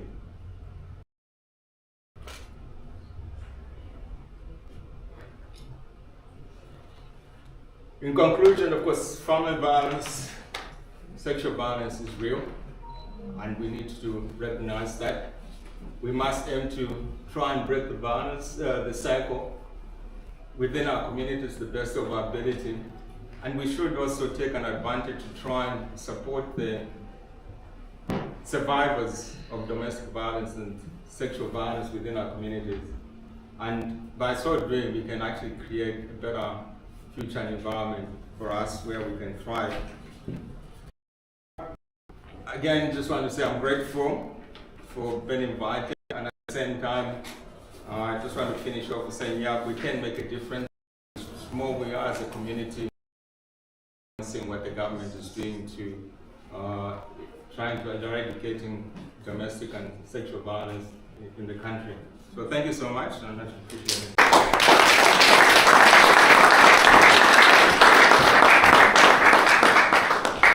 Thank you very much, Thomas. Thomas speaks a bit slowly, so he needed a bit of time, but we got them there. Thank you very much. Really appreciate you for that. Just going to highlight a few things and then we're going to take the break. The caterers are ready for us. Obviously, I think Thomas started off by reminding us that this whole very subject is a human rights issue, so it is very important. And for me, basically, the point is that if you think about that other person as a human being, no matter whatever happens, life is sacred, and so having someone or killing someone is something that you should think about it in that context, which I think was something that was important. He spoke about the fact that we have an opportunity to do something about this, just as Vinny said, and we can choose to bury our head. That photo still in my memory, or we can decide what to be involved, and that is the reason why this conversation is very important. He took us through a few things that he thinks are some of the causes. Then at the same time, those things, it means that if we are able to resolve them, as he was talking about them, then it means that we'll be able to prevent those things from happening. He spoke about cultural barriers, he spoke about language, he spoke about immigration, and then he also spoke about some stories that's happened in Christchurch as an illustration of the fact that if we had, as a community, have already built some systems, maybe we could have averted those things from happening. So thank you very much for the time. Now, what we're going to do, we are already running about 30 minutes behind time because we were not able to go live on time, so we didn't start on time. So what we are doing now is just grab and come and sit down. And so we just having pastries. We're just taking snacks. Let me emphasize that we are just taking snacks. So you can take a drink of water, a cup of water. There are some canned drinks there, and then Moni will show us the pastries that are ready. Then you can grab one, and then just come back to your seat. We just have 5 minutes to do that, and then the next speaker, because I'm sure Vera saw her dressing out some few points, I'm sure she's ready to go. So 5 minutes, we are back to our seats. Thank you.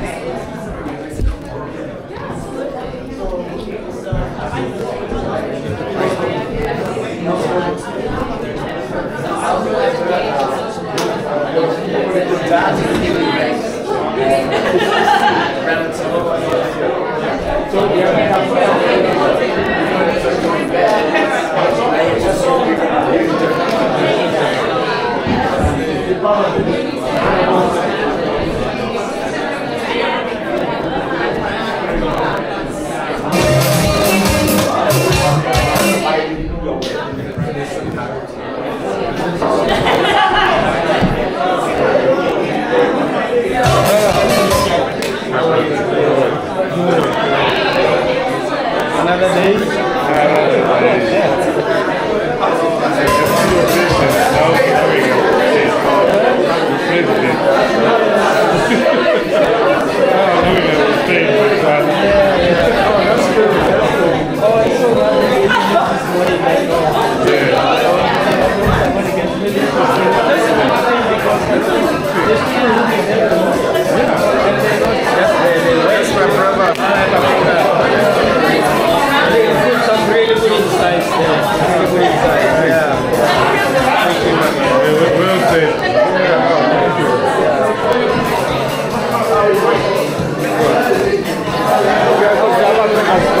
Some of the things that they touched on, this is one thing we didn't have time but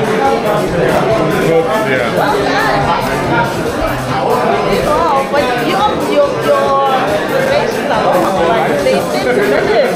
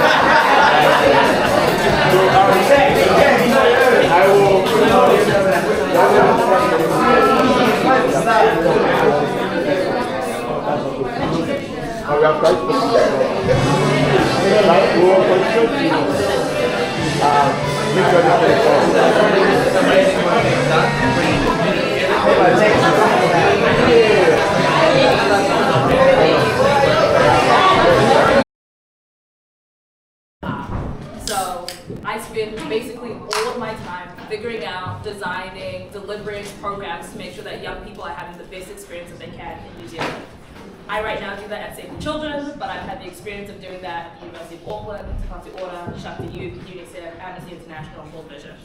Basically for me that means that young people are first of mind at almost every single point of action for me. And in the space of family and sexual violence, understanding the ways that young people are victimized, are marginalized, and how we can look at the prevention strategies that can amplify their voices, make them aware of their own rights, and break the cycles of abuse. So like I said, thinking about family and sexual violence in New Zealand, we understand that there is a huge issue. Ex-speakers who have outlined that we have an issue in Aotearoa, and what we know for children is that it is incredibly dangerous.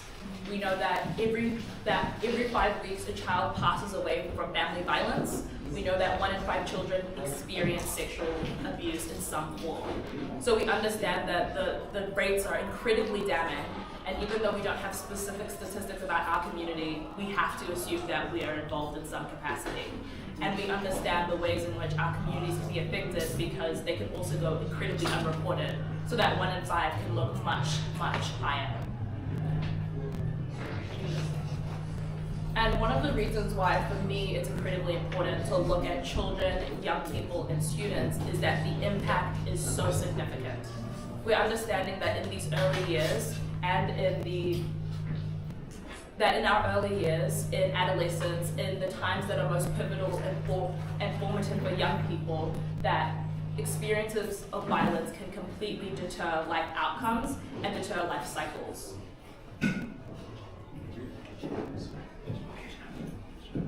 Oh, yeah, sure, no problem. Just one quick pause. It's okay with us.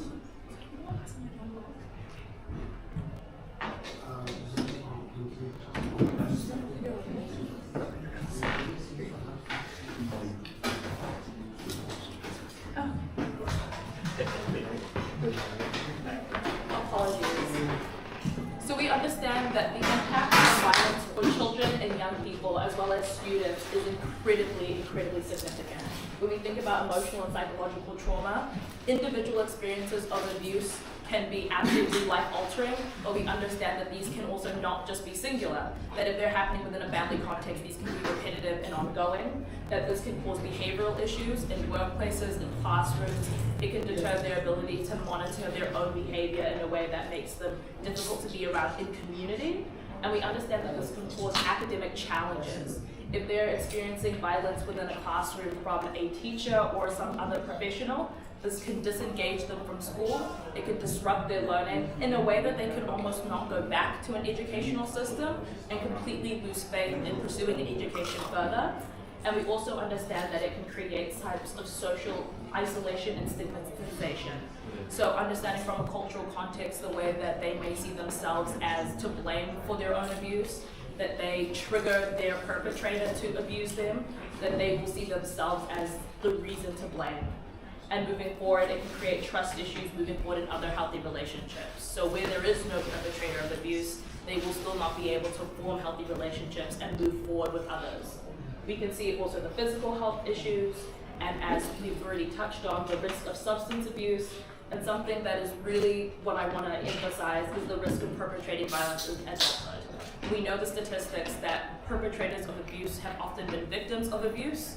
So to understand and to mitigate perpetration, we also have to mitigate victimization, and how it can also contribute to low self-esteem as well as reduced access, that the reduced access to support systems.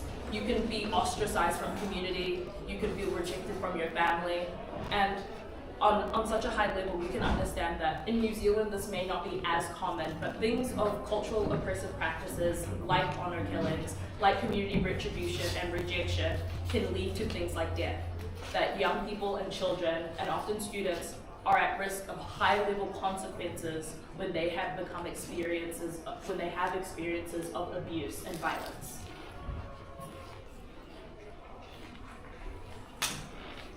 So we've managed to cover barriers of support through the other presentations, so I don't want to dwell, but looking specifically for young people, there is a lack of specific safe spaces for young people to report and seek support that is often combined with a lack of culturally competent care.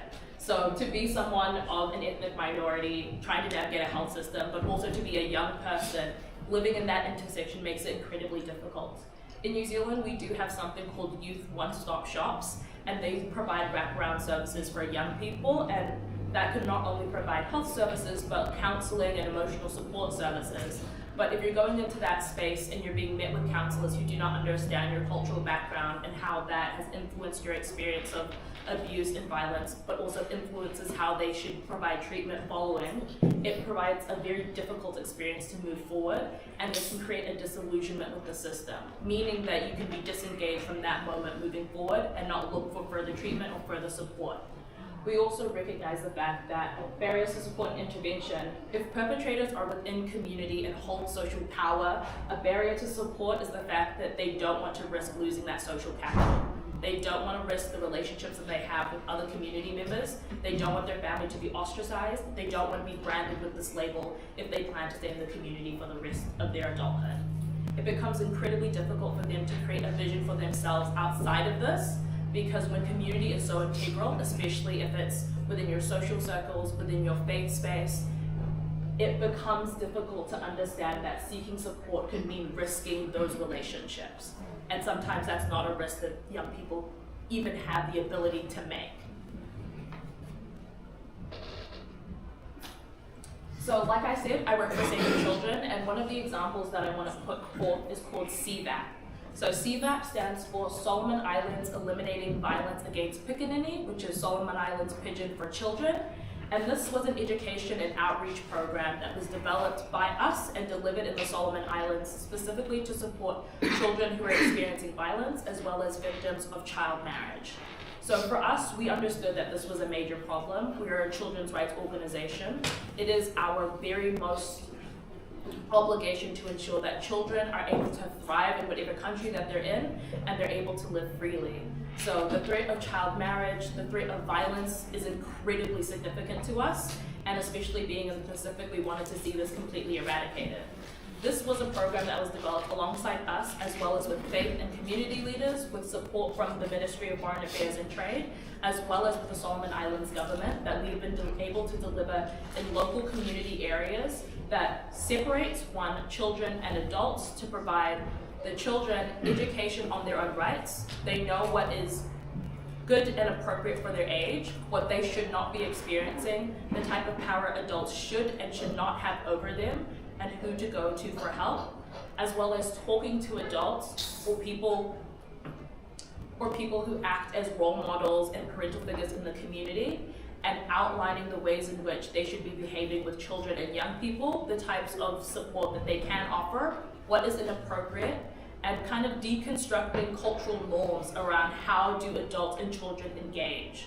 There's this really big notion outside of Western communities that children should just, not be seen, that children should be seen and not heard, that their experiences are listen to their parents, listen to their family, that your main role is to be obedient. And the issue with those notions is that it makes an incredibly dangerous scenario for a child, because it makes them incredibly susceptible to that type of abuse. If you don't know that you are supposed to use your voice, it is incredibly difficult to speak out against experiences of abuse, experiences of sexual violence, and violence within the family. So understanding this program was a combination of leaning on community-driven support, operates and results,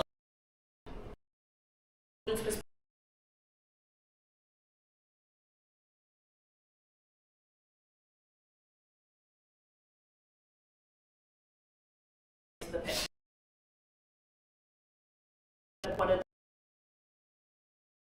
What do you do when you see someone in the community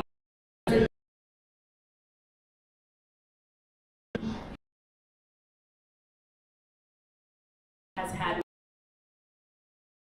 significant results? We're seeing that there's been so far that some community rights in detail, that they're able to and reach out and services they go to for support. And considering that it's having participants as young as 5, remarkable to start a whole generation that are saying that their experiences of violence, they should be eliminated.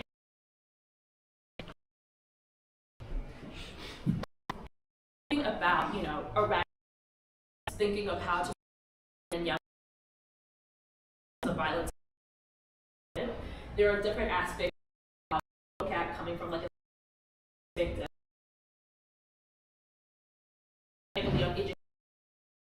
But we also have 2 other really on education, and about before, which is easy for us. Awareness of experiences of violence is a rights violation, and any making that clear when delivered to children and young people, so they understand that it's unacceptable. Ensure that we have lived experiences who are developing policy to advocate for competent care and services. We have a space that are also representing the intersections that we face. So not just being young African people, having that high that make it to a high level. Healthcare, like I said, culturally services. We're making sure that we have counsels in this space who have done more than take an online course, whether it's through their accepts a level of responsibility for mitigating violence against children and young people, and specifically looking at family violence and sexual violence, which seem to be the most taboo. So understanding the ways in which, as a community member, you're going to navigate the sector to make sure that violence is completely mitigated, which calls for some deeply uncomfortable conversations, not only with yourself, but with your family, with your friends, and making moves so that way, when the community comes together like this, you can move past the taboo and the potential shame and stigma and move straight into the solution building.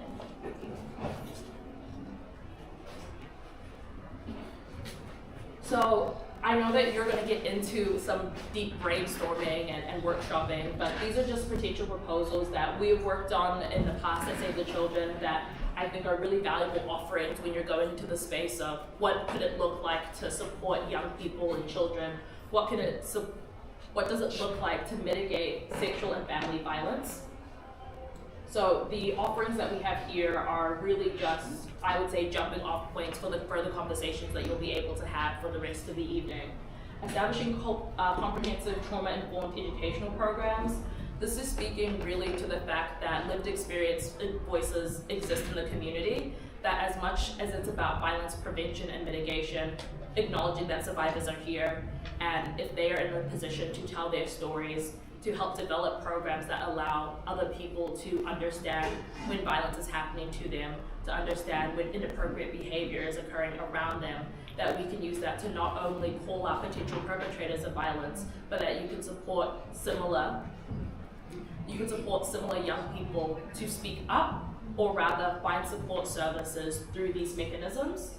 That specialized culturally sensitive support exists. So we've had a beautiful example already that when the community comes together to create its own network and pathways of support that doesn't involve going through the legal system, doesn't involve going to the police, if that is what the person so chooses, that they exist and they're ready. And this also expands into healthcare, so making sure that we know that there are counselors that are available that can understand the intersection that these young people would be going through. Increased funding. Obviously, this kind of exists as more of a, when you're seeking out to further expand initiatives, but when you're thinking about youth-focused family violence prevention programs, increasing funding, making sure that those programs don't just live within one person in the community, that they get entrenched by having sustainable long-term funding, long-term planning to ensure that the young people who need those services and the families that would really benefit from them aren't just, luck of the draw that they've managed to seek the service at a particular time, but they can exist for a very long time and become a pillar of the community, something that people know that they can always go to when they need it. Implementing a national peer support and mentorship program. This is a particular offering that was kind of based around this lived experience survivor voice. There is extreme benefit to having that type of voice.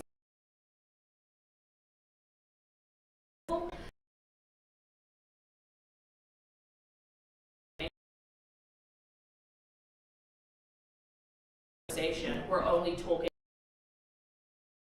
who have lived through the issue at the center. Lived through to go and do research and go, yeah,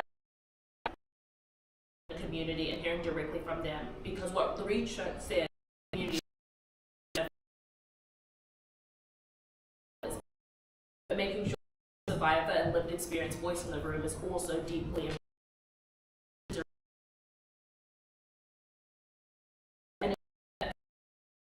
For survivors and people with lived experience to step to the plate is essential in that. And then thinking about policy reforms in family violence.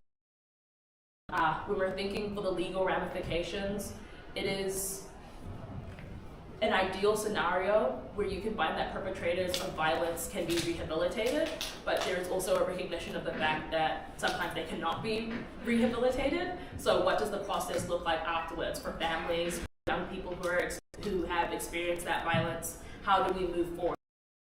Legislation, there are some reforms that need to be made, but also as a community,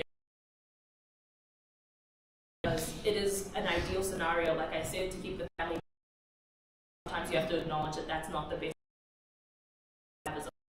of that type of violence. Long term, kind of calls to mind the different areas you can start brainstorming solutions, looking at education, health, looking at the type of outreach and awareness programs that can be developed, things to focus on for fundraising, as well as thinking about the type of advocacy things that can be developed to ensure that when children, specifically for that there is a pathway forward make sense for them individually.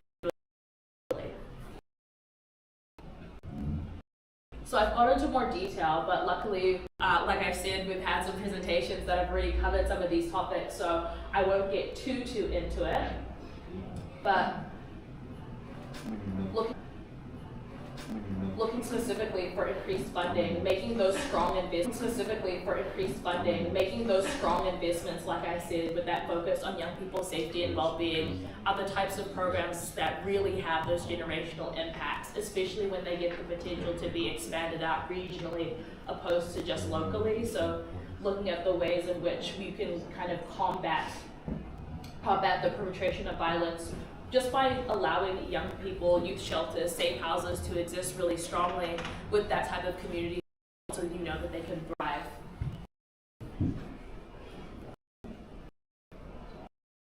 And thinking more about community solutions. Once again, luckily, research for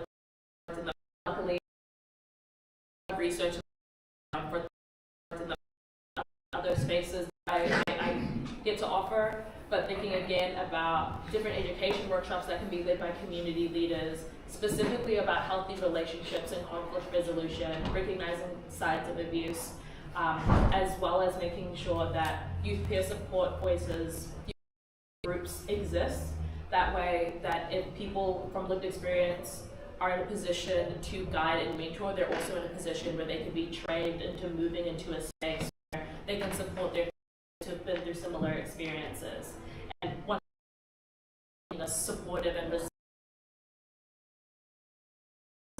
and making sure they space that they can go to where they know experiences are going to be recognized, the complexity that it is.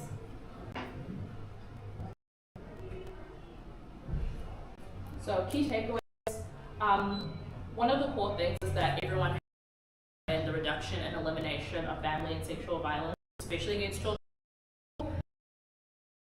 are an incredibly marginalized group, specifically for the fact that if you're going under fives, they can't even vocalize their own experiences. So it is upon every single person in any single room to be vigilant and to be aware of incorrect, inappropriate, and unfair behavior against children and young people. Obviously, multiple sectors have to work collaboratively to create efficient and effective systems of care. But the advice, as you're going into these larger conversations, is really about being vocal and vigilant. So if you have been raised as a young girl, you'll know the advice about being safe around certain people, being safe around certain spaces. And for once, I'm going to flip that advice and give it to everyone else. You all have been in scenarios where you have seen inappropriate behavior. That's just a matter of the fact. It is common. And being vocal and being vigilant in this case means about standing up against those behaviors, especially when they're happening around leaders in the community, and especially when they're happening with people with social value. It is incredibly difficult for children and young people to make that risk.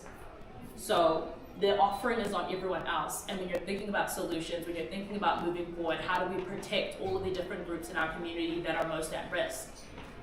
Think about the ways in which you can call out dangerous behaviors when you see perpetrators of abuse. It's not enough to say, yeah, we just don't go alone with Uncle So-and-so. It's about removing harmful people and people who perpetuate harm repeatedly in order to keep children and young people safe, in order to keep young women particularly safe. It's deeply important that you recognize the ways in which, as a community, you can operate really effectively, loudly, and actively to make sure that these cycles don't perpetuate themselves. So as well as working really collaboratively with education systems, with healthcare systems, whether that's going into the health workforce yourself, whether that's stepping up to be an educator, whether that's going forward and using lived experience voice to shape policy, it's also something to remember that just as a community member, you can do something when you say something. Thank you.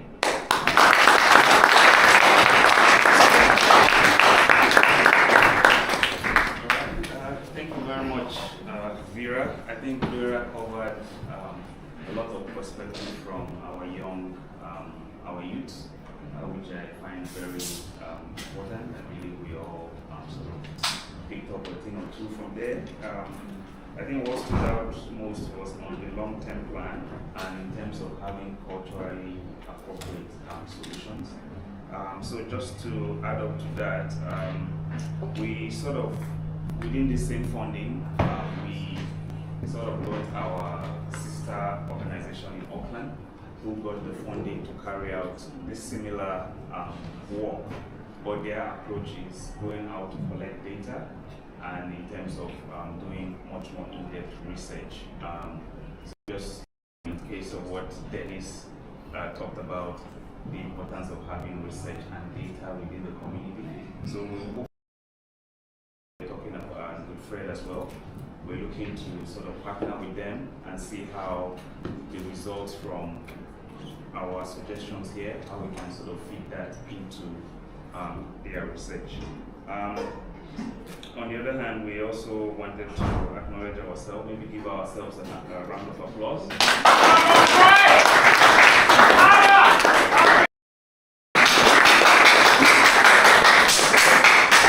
So we know why we did that. So we did that because we've sort of exceeded our numbers. I think Fred just did the head count. We've exceeded our numbers in terms of any ACCW event outside fun, singing, and dancing. All right. So what else? Lived experiences. Yeah. So in terms of the lived experiences that Vera talked about, so it's something for us to consider moving forward, because we're hoping to have forums where we can have evidence of what we've done, put in for additional funding to continue to support this sort of work in the community. Yeah. All right. Without further ado, I would like to now invite Sergeant Michael Schroeder to give us some insights from the New Zealand Police. Please,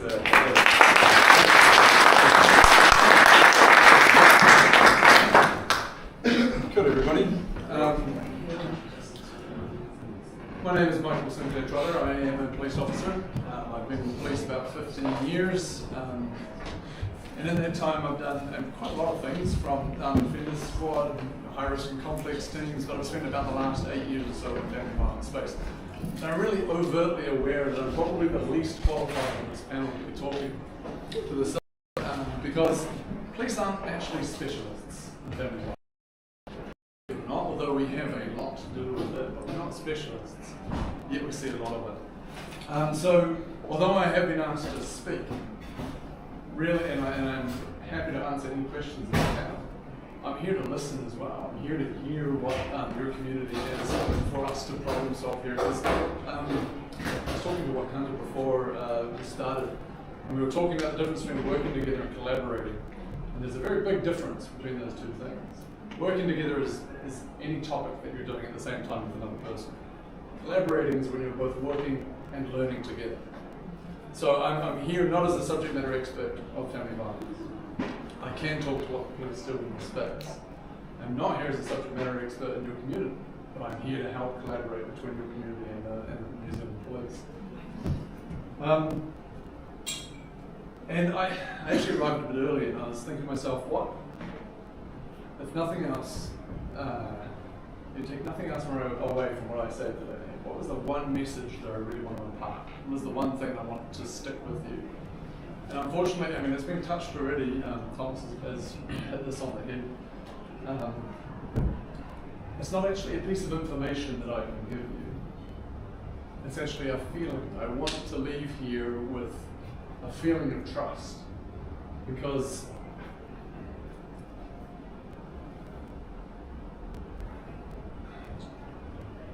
I do not know every police officer. I do not know that you will get the right response.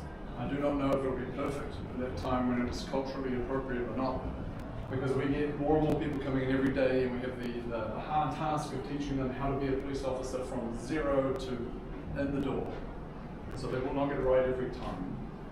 But what we can do is try harder as we go to get it better and better. And it's a big ask. I know I've just said, hey, look, I want to be trusted. And trust is not something you can simply ask for and then be given. Trust is something that is earned and is experienced and engaged through engagement it builds. But I can talk to what the New Zealand Police wants to achieve in this space. I'm going to click my button. So this is our business on one page, which is overtly small. Don't worry, you don't have to read that. But our purpose in the New Zealand Police, we have lots of activities and roles and jobs that we do. And you can almost boil all of them down to a single purpose. Now, our purpose in the New Zealand Police is that everyone, to ensure that everyone can feel safe and be safe. Even though that's really simple, there's kind of three parts to that really, and I want to talk to each three.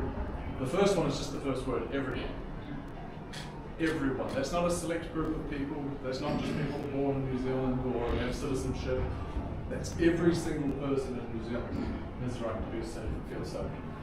Every last one of us. The next one's a little bit self-explanatory. We want to make sure that you can be safe. That means physically, tangibly, psychologically, we want you to be safe from victimization. When you're driving our roads, when you're in public spaces, or when you're behind closed doors, or in family and friends, we want you to then feel safe, which is want you in safe public spaces and in your home. We want you to feel safe.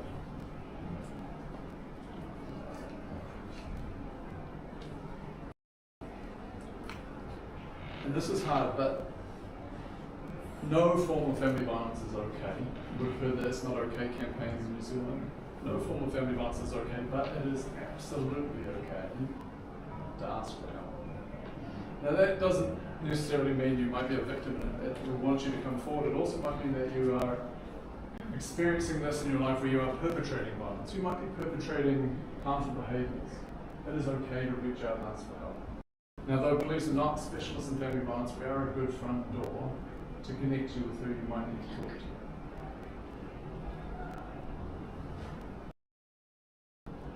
Now the central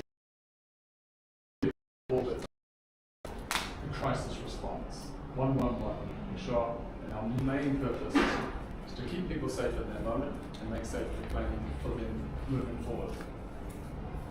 But it's in the way that we respond when we start to talk to prevention as well.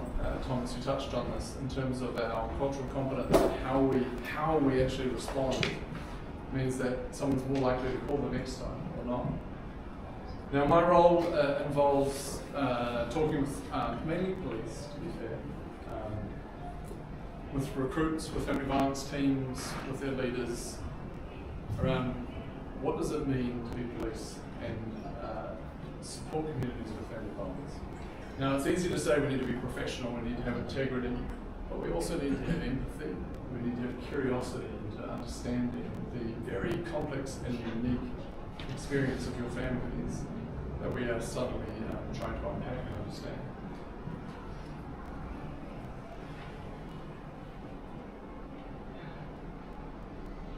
So let's skip through this. And very quick, I'll just touch on this very quickly because it is very warm in this room, so I'm going to fall through this. There are 12 police districts in New Zealand, and each district is autonomous.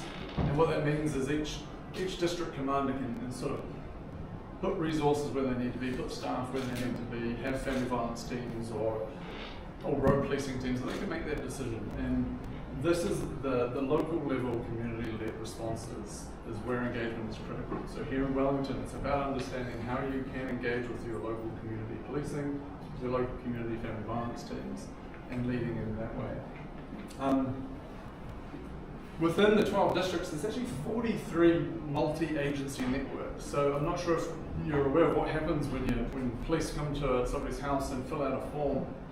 That report goes to a table which is a multi-agency response to family violence. It involves other government agencies, NGOs, non-government agencies, and community groups to make a risk assessment, make a plan, and engage with the family or whānau who are experiencing this.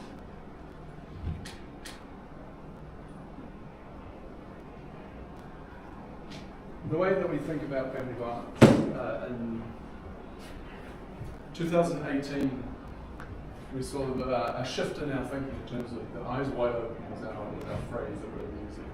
The image that I've got on the board here has a picture of an eyeball, and in the center there, everything in there is an offence, whether it be assault, whether it be drug offences, child abuse, all these are actually offences. But this isn't the whole picture of family violence. When we open the door, we might see other things. We might see jealousy, we might see coercion and control. We might see things, but actually everything in the green there is not technically an offence. It's not something you can technically be charged for. But these are things that start to paint a wider picture. And then if you go all the way up to the periphery, into the white there, even less so. We have a very unique position, which is that though we're not specialists in family violence, we are in the door at the time of crisis.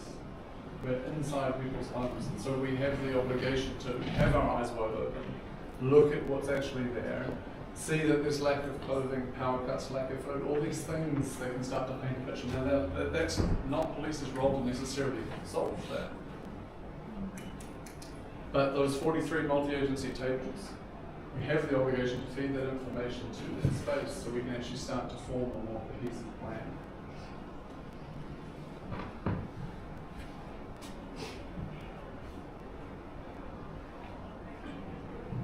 Interesting stats. If you think about family harm and family violence, two different terms. Family violence is the widely accepted term which covers everything from violence to psychological harm and abuse. But police actually moved to family harm sort of back in 2018 as well, which is because we wanted our people to be thinking about those wider implications. It's not just about the offences, it's not just about holding people to account for them. Because 40% of all crime is family harm related. That's a broad umbrella, but if you think about our youths who are committing burglaries, or if we think about people who are stealing cars, where do they come from? Why are they doing this? Family violence actually has a really wide stretching cause and effect to it. 70% of all police time is family harm related. That's a massive number. Think about the thousands of police officers that are out there right now. 70% of all their time is family violence related. This is a very, very, very large problem in New Zealand. I mean, we get about ballpark at this point, what an actual figure, but about 170,000 family harm episodes reported to police every single year. But we also think that 76% of it goes unreported, which means if you times that by whatever you need to times that by, it's a massive thing, absolutely massive. But interestingly, over 50% of all reported family harm episodes to police do not involve an offence being reported. Now we know that offences may exist, but that just haven't been reported, of course. There's a very, very large number, and it begs the question, if there isn't an offence, what's the purpose of the police then at this time? And ultimately it's to make safe now, and start to try and get the supports in place afterwards. There's a bit of a narrative that I put when I'm talking to the recruits around thinking about family violence. There are two things that I cannot choose for someone. Well, there's many things that I can't choose, but there's two in particular. One is when somebody decides to talk out about family violence. Because we know 76% of it goes unreported. We know that it can exist for years and manifest in different ways before someone comes forward and talks about it. And the second thing I can't choose is who they decide to talk to. Now, I'm not saying that police are specialists, and I'm not saying we're social workers, and I'm not sure what your background is here, but if today is the day, and it happens to be you that someone is coming forward to, you don't need to be a social worker, you don't need to be a specialist, but you need to be able to hold that space to help that person get the support that they need. And so,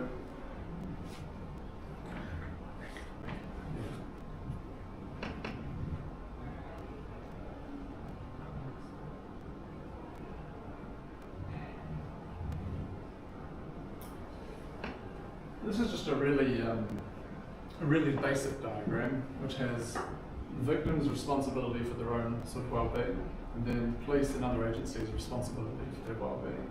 And down the bottom we have this sort of low level of concern or none. And down the other side we have a high level of concern. Now the 2 points on either side are really easy to talk to. One is if there's absolutely no harm involved, there's very little need for any police or other agency to be involved, no authority. But right down the other end of the scale, it's also very easy to explain, because when things are at their absolute worst and someone's life is on the line, we're going to take complete control to make the situation safe. But then this line in the middle is when community-oriented policing comes in. It's when our multi-agency responses actually kick in, because we don't know what this looks like. What is the level of risk? This is why we have those 43 tables that we start talking to. But I'll probably leave it there.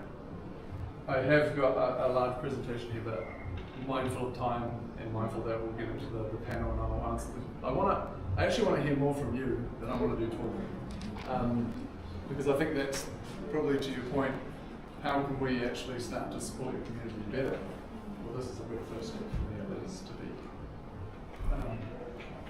Yeah, come on.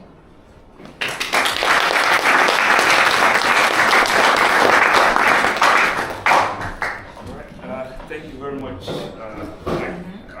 I'm sure, Mike covered a lot about sort of the support and the provisions from the police.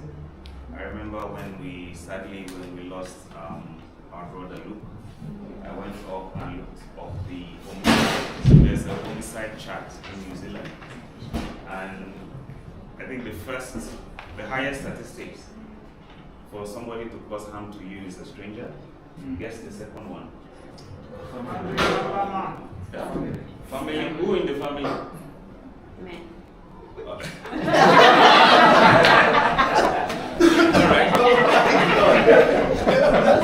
Okay, fair enough.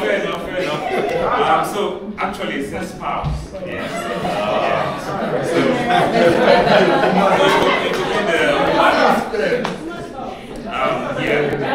So but it's quite nice that we have the police. They're there for us.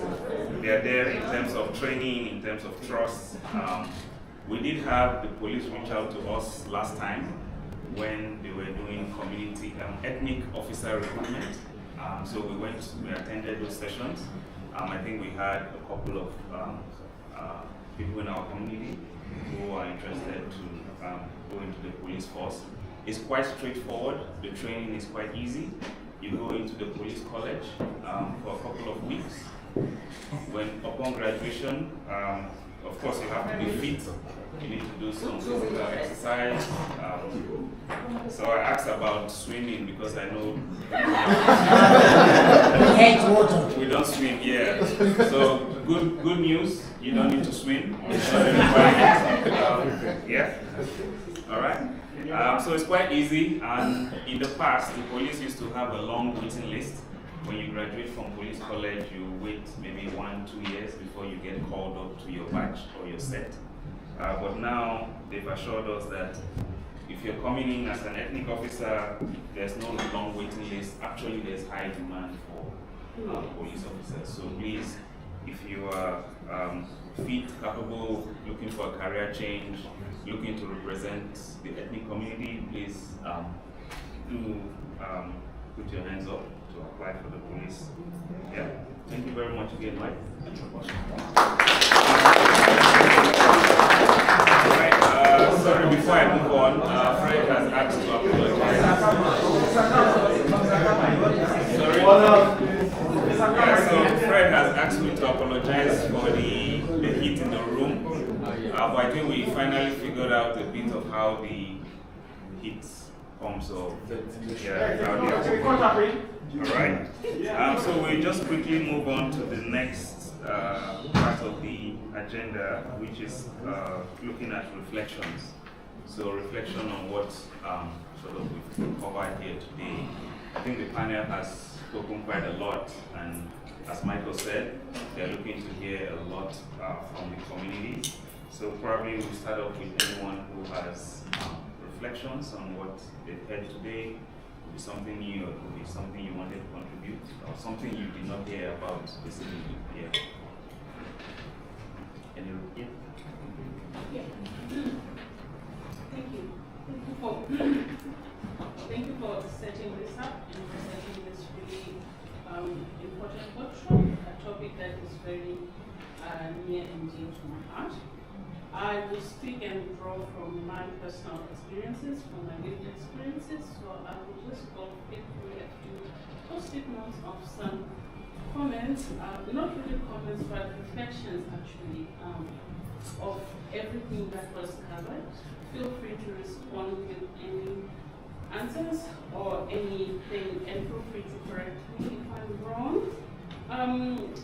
So taking the whole presentation from the top to the bottom, I really loved Dennis' presentation, and the thought that went through my head is that the factors you presented we know them, but the one thing I would love to add is that there's an issue of weight. Those factors have more weight given the different circumstances and given the different communities that we are in.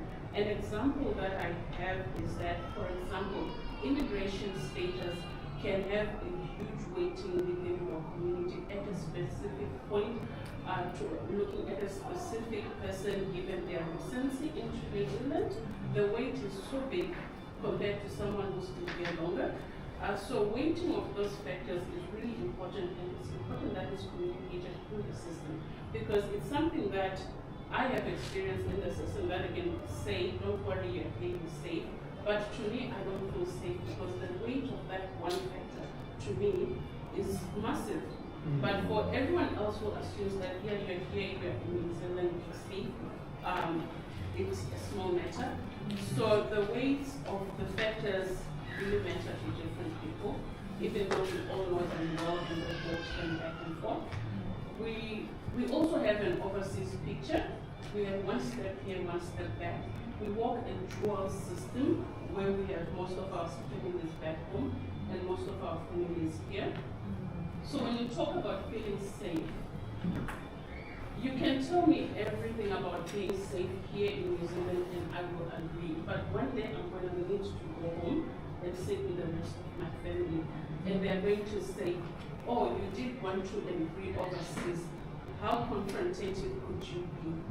So that changes my definition of safe, and that changes how I feel safe. So that's also something, that's a picture. So most of the systems just live within the borders, but we live between two realities, and both situations are our reality. A call can come from home and say, you can't do that, and that will be my dad speaking, or my mom speaking, or my brother David speaking. People who one day will need to stand up for my children. So we have that added element. Without taking too much time on that, there's some few things that really need a little bit more unpacking. For example, safe. How do we express a safe culture versus how do we preserve culture, and what do we mean by that? And we have children who are growing up here, we're first generation Africans who are disconnected from that culture. What does that mean for them? Does that culture still make sense for them? So when we have our Mama Sarahs, are they able to balance that? Okay, I'm talking to someone who's around, who's very connected to culture. I'm talking to a child who has an image and imagination of what their culture is.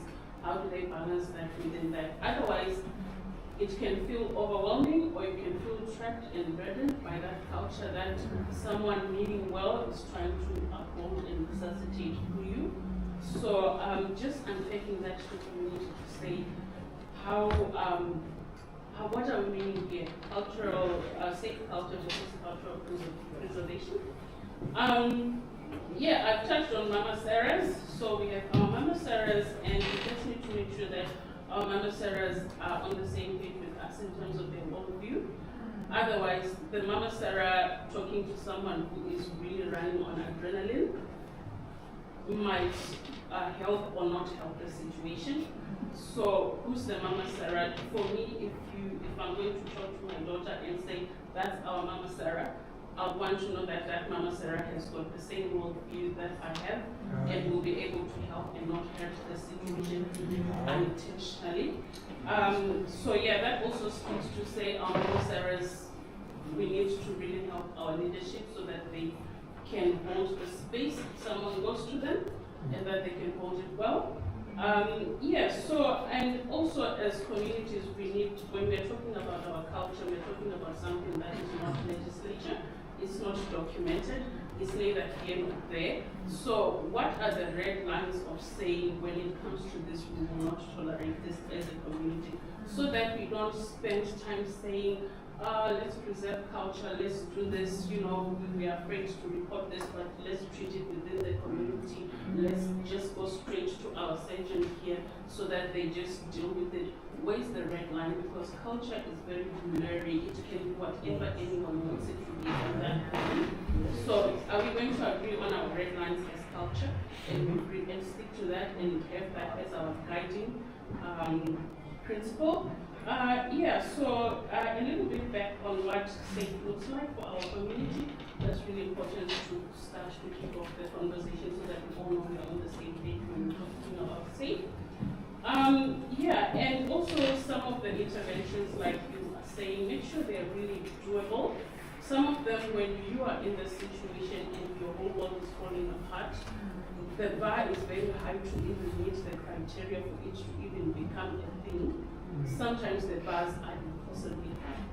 And at the end of the day, you're just like, this is too hard, and let me just deal with my world falling apart rather than trying to walk over a certain bar. That could be things related to, let's say, the family violence visa, the paperwork, the work that you need to work that system whilst you're working the legal system. Whilst you're working that, whilst you're trying to do a lot of things, all at the same time. So you actually need portfolios to handle all that whilst you're running high on adrenaline. So, early intervention, let's teach youth what healthy relationships look like. Let's, if we're going to talk early intervention, let's also look at within our culture, within our setting, within our comfortable space, because there is some comfort of having an African community that we sit within. There's a certain, letting go that makes you just feel at home. In that space, let's teach our children what healthy relationships look like. And the last thing I will speak to is that a lot of the response that we talked about, how the police respond to your house, how the response speaks to physical violence.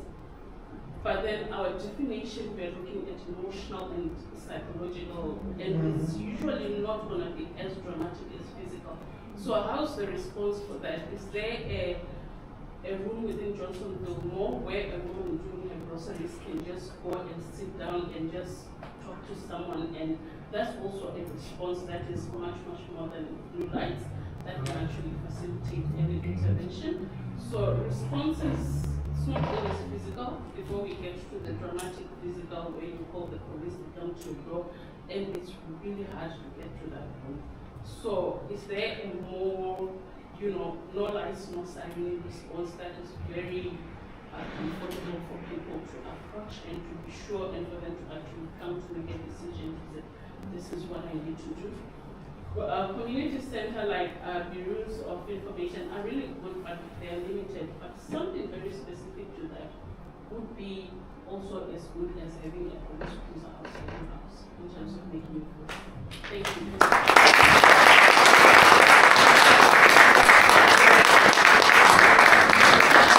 That was quite a lot of reflection. Thank you very much. I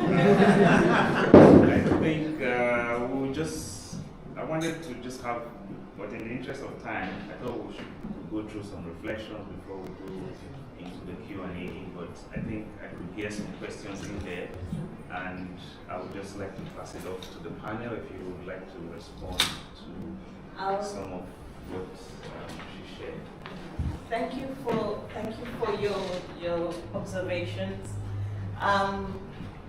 There's a little brochure here that I would like everybody to take a copy, because it really breaks down really well the red signs. I liked the diagram on page 3, which really breaks down some of the things that you actually mentioned that are emotional abuse sometimes, the issue that you brought up about immigration and that pressure, the financial aspects that can sometimes play a part and bring about subjugation.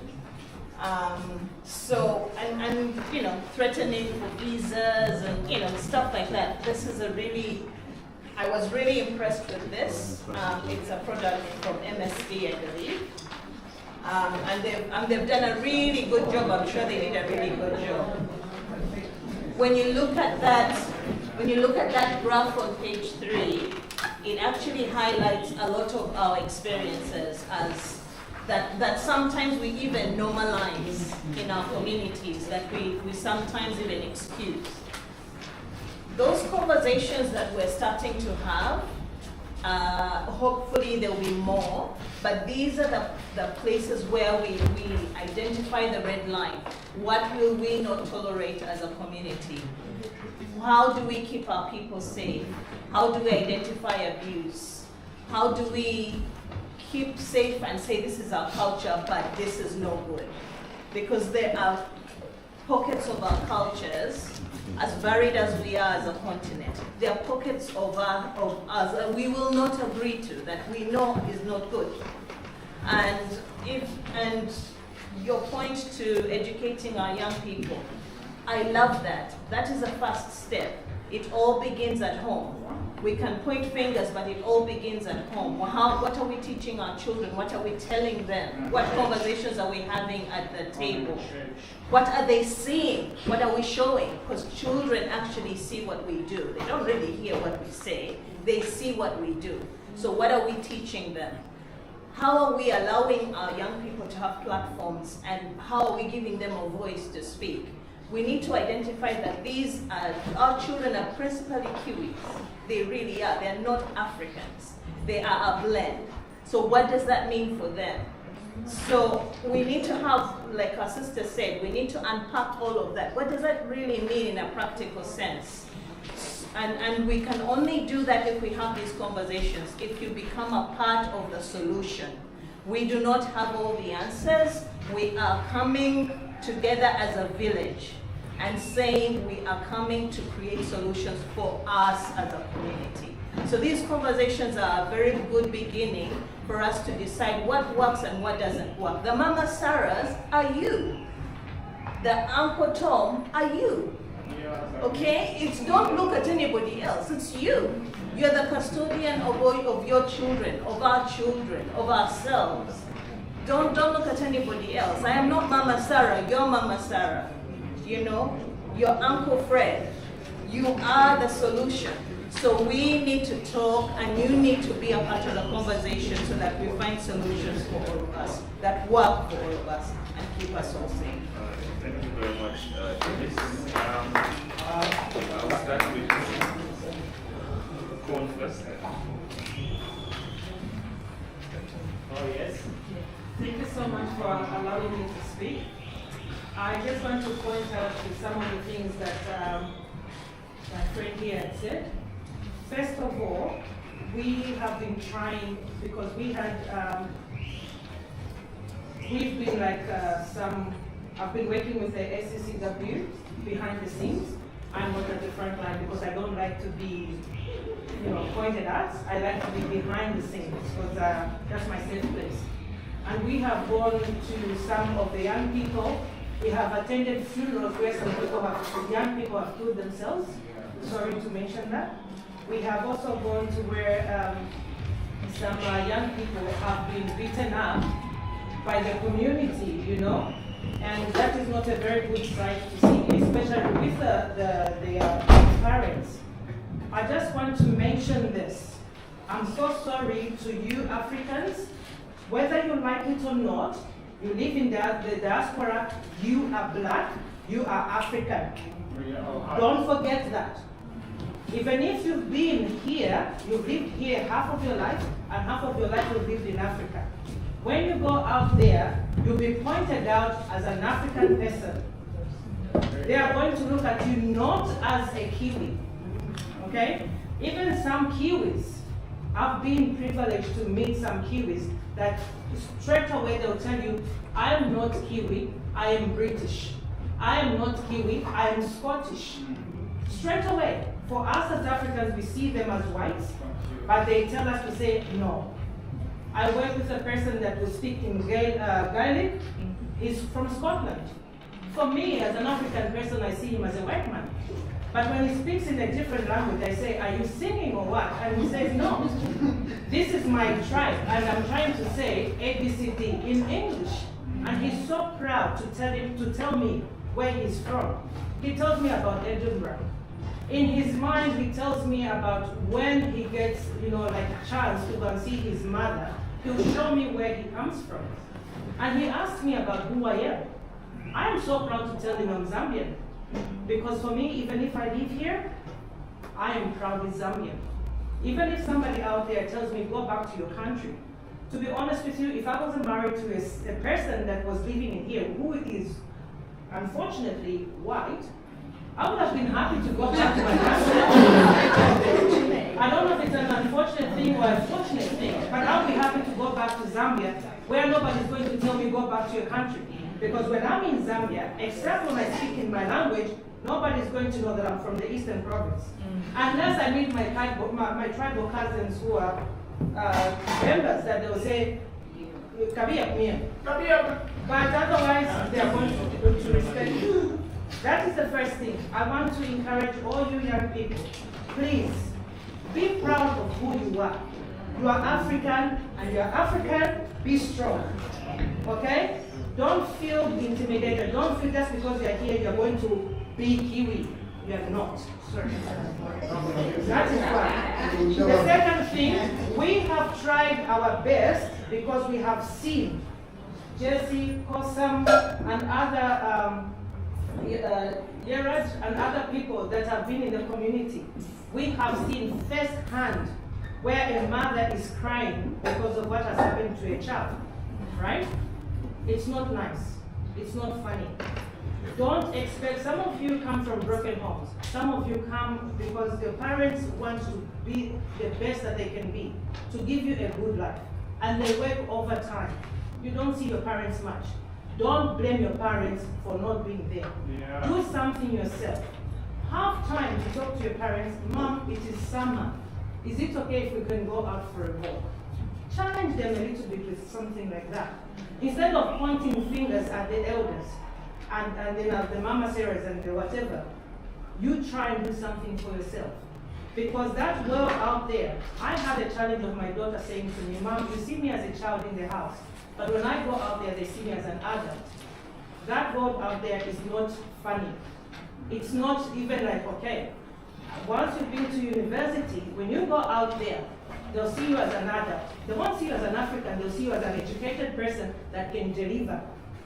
But then you're going to start blaming your parents to say, I am like this because of my parents. I am like this because I came to overseas. But the overseas is showing you something that is different. What are you doing? The third point that I want to point out is, we've been trying to ask, we talked to some of the young people, is it okay if you guys can come so that we can talk about some of the challenges that you are facing? Some people have opened their hearts. Some people have opened the places where they live. We have gone to some of the girls' places where we even went and took some gifts and some food for them because they're in college and they were not managing to get there. We had the time to sit down and talk to them, and they told us about the different things that they face. Why can't you? Why can't you open up and just say to your fellow young people and say, look, there's somewhere where we can go? Because expecting the police to say they'll be there, when you are the one that is first one provoking the thing out there, that is not fair. It's not fair on the police. It's not fair on the country that you have come that is providing for you safety. And then you are there for the guys, you're there abusing the girls. Telling a girl to say, I will marry you when you don't even have plans, all you want is just a one-night stand. Why don't you just leave her to be by herself? That is sexual violence, right? The girls as well. Why don't you have that pride in yourself to say, I can manage this without having these things?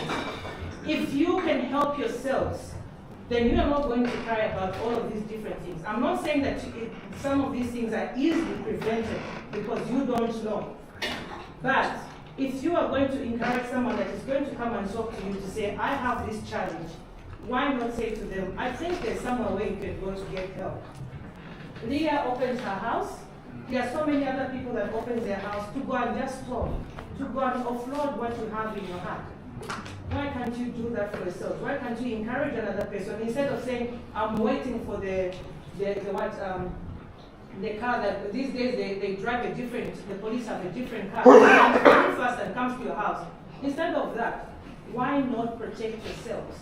I'm so sorry if you are going to feel offended, but we have to point it. As a teacher myself, I was a teacher back home. I did teaching here for just a few months, like 6 months, I stopped. But the things that I have seen in young people, it's so disappointing because we are not building ourselves. We're expecting our parents to do something different, but when their parents come here, they've got a different view of what life is supposed to be. They are building you. Not everybody is going to be privileged to have a house. Denise, you're saying that us as parents, we can do that. We work on weekends when we can be with our children. We don't have time to talk to our children all the time because the time that my child is at school in the morning, I'm home. In the afternoon, I'm working. I come home at 11 o'clock. What time do I have to talk to my children? But if you children can say, Mom, I want your time, I want you to, Mom, I've got this, Mom, I've got that. You are there. Us as parents, we are not going to feel, like that thing, but we are going to give you our time. If you also as young people are not going to start behaving, just because you're in the diaspora, you can challenge us, we are going to help you as parents as well. We're going to say, look, I can't reach out on here, but I can send you to Denise. I can send you to Thomas. I can send you to Wallace. Different people that can help you. But it all starts with you as young people. I used to teach 5-year-olds to 10-year-olds. And I can tell you the truth, looking at you young people in here, no one can tell me that you cannot understand what is happening outside or what is being said. You can comprehend well and good. But if you can help somebody that is out there to say, my future is important and I want you to help me, I'm telling you the truth, even this cry that we're having here, you can build yourself. If a 5-year-old can have a plan for their lives that they don't even know what a doctor truly does and say, I can be a doctor when I grow up, you can have a plan for yourself. I ask people that in year 12, what do you want to do when you finish school? They don't even know what they want to do. But they want to drink themselves careless out there. They want to be the ones that will be on the forefront, abusing girls, being, violent to the girls or to the boys. What are you doing for yourselves? Think about yourself and think about why you are here and what you want to do for yourself, for your life. But don't be selfish. Empower someone else that is sitting next to you. I have something like this. What do you want to do? This girl here was doing teaching, and she was so proud to tell the other girls that I'm doing teaching, and it's like this. The other girls here are getting encouraged. So for young people, instead of pointing at the adults, what are you doing for yourselves? How are you helping somebody that is sitting next to you? You have to remember one thing. This is it.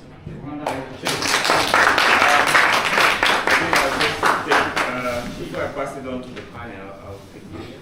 I think we should take more questions before you go back to the panel. Sorry. Okay, I've worked voluntarily in the advocacy space for about 30-something years now.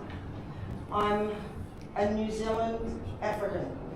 That's what I am. It's almost, I understand what you're saying, Denise. African people from the continent have a very different experience to African people growing up here. But I also had the same problems with immigration that you had. When I wanted my sister to come here for a visit, they wouldn't let her. I have problems. I'm a survivor. I survived since I was 8. Violence, sexual abuse, street violence, gangs on the street. We don't have, when you're in New Zealand, you don't have a choice but to identify as you are. You don't have that choice. Because I understand this country, as I've grown up in a country full of tribes. I didn't belong to the white tribe. I didn't belong to the Polynesian tribe. I didn't belong to the Maori tribe. I was my own tribe. And like Israel Adesanya, what do you do when you're bullied at school all the time? You learn to fight. You learn to fight because you're fighting for your life. I've had 3 near-death experiences in my life. I've had no support for anything. I've been abused in the African community, in the Polynesian community, and in the white community. I was on my own since I was 8. I was raising myself since I was 13. So some of you, I look at some of you here, and you had good families. You had good families, good upbringing, come from nice middle class homes, got really good educations. I've been abused by the state, by police in fact. I've been bashed up by 3 cops. And I'm still paying for it today. With a clean slate when I came back to the country. I can't even get past getting a job.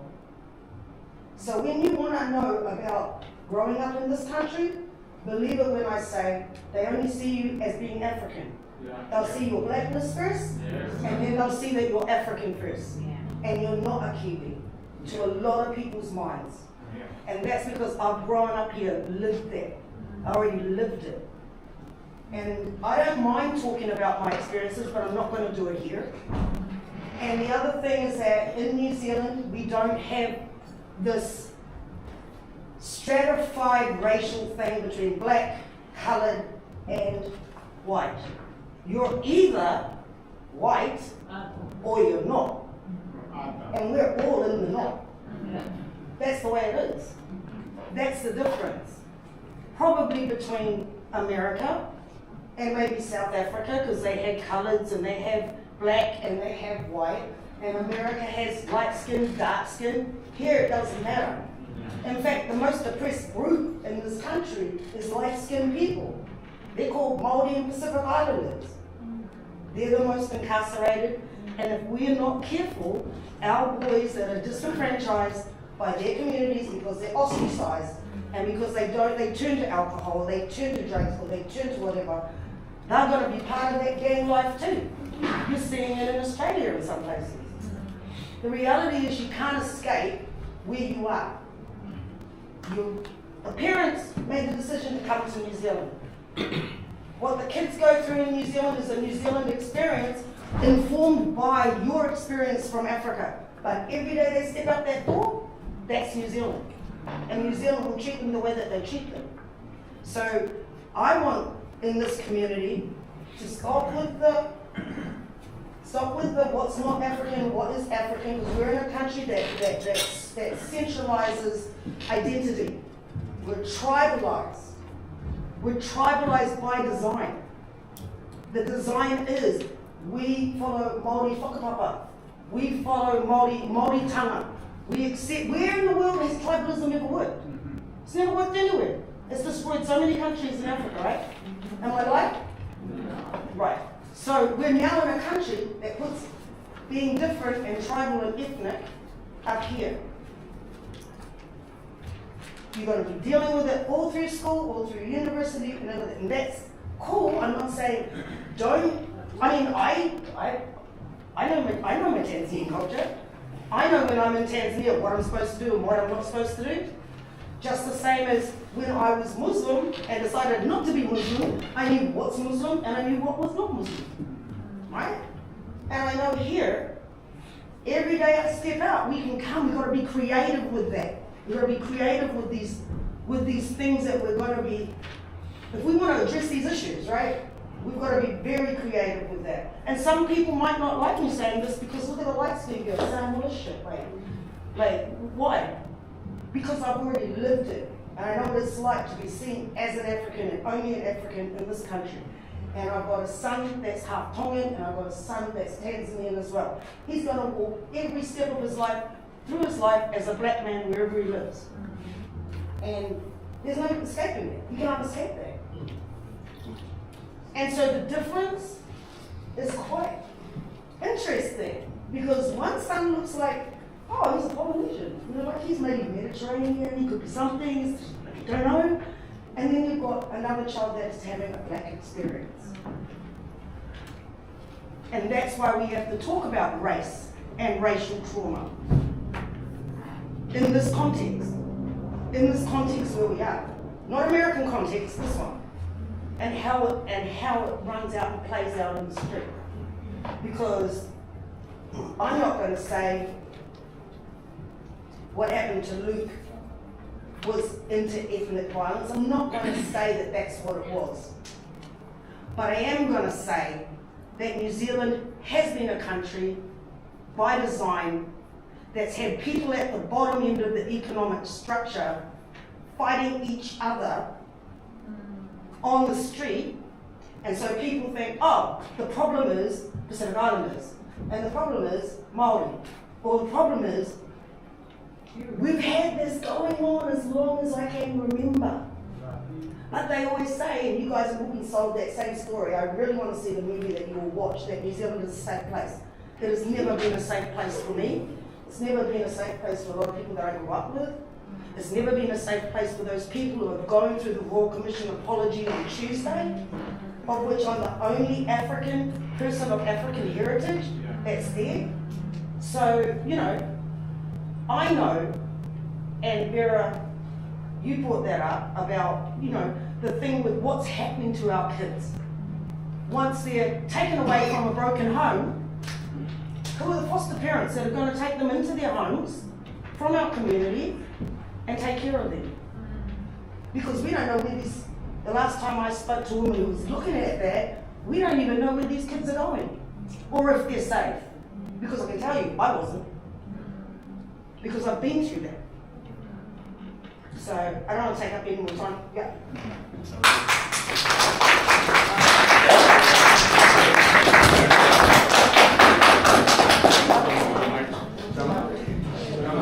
Oh, yeah. Hello, just a question to the panel. There's a bit of mixed messaging here from my perspective. I'm speaking from personal perspective. I understand this. I understand the sensitivity behind it. We understand how serious it is. However, as much as I'm a good person, as much as I'm a well-equipped person, I'm actually not equipped to deal with any of these things from an observer's point of view. So what is your advice? If you observe and see things that are not right, what do you do? Is it involving the police first and then working through the community-led support, or is it the other way around? Because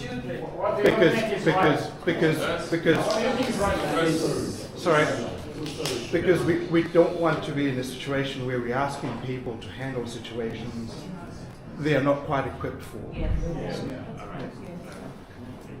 Thank you. Mine is a quick observation that I want to use to make a suggestion. Listening to each of the presenters, and I thank you for giving us great ideas. I get a sense that we don't have balance in the narrative about sexual violence. And when Diana responded to your question and using male, we all laughed. And for me, it was a serious thing that we were having a short conversation about. When I listened to the presentation, Amina's story, for example, had a name for Amina, had a name for Mama Sarah, but no name for the spouse who was perpetrating the abuse. And even in the police eye model, in the purple, there is male assault female. So we don't show balance in our conversations about what family violence, family and sexual violence is, and various presentation about kids. If we show this balance and we are talking to the kids, they will know that if I'm a male and a female does something against me, the community can see it as violence and they will hear me. So if males are growing up and they know they are not going to be listened to, they will keep perpetrating it. And I'm not shocked to see that most of these cases are more male against females. And it is because as a community, we don't show balance in our narrative. So let's, the picture that Thomas showed with the man's head in the sun was really good. And in Thomas's presentation, I saw snippets of cases where police went and saw that the lady was being disrespectful to the male and showing some abuse, which to me maybe may have ignited that thing that called the police day. So we should not just have rhetoric about having a general support for everyone and show really real support for everyone, and not just we have women's refuge and we don't have anything for So that is my suggestion. The food is getting cold. That's all I can say. The food is getting cold. I just want to say thank you, ACCW, for organizing this. I have suggestions to make on behalf of the youth as well. But the first thing was about access to conversations like this. You know, if you've been given funding to do things and continue doing this, it's a very good conversation, but most people should be involved in it.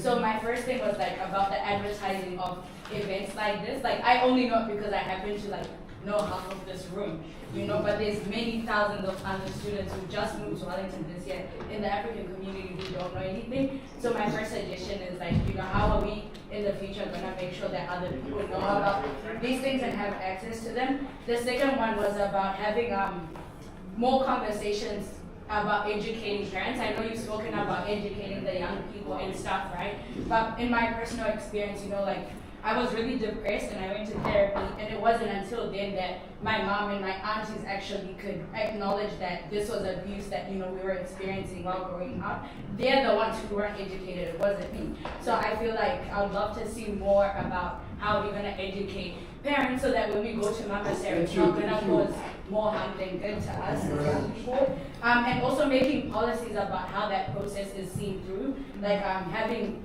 a support person present when, you know, a young person comes to speak to someone, or even whatever it is, a single mother wants to go speak. There should be someone else present who is trained and knows what to do so that it doesn't cause more harm in our community. And the next one was also about parents don't actually know what's happening with their children. As much as we place this blame on the police and stuff, a lot of you don't know what your kids are doing in these streets. You know, so before you go in, they are working. They are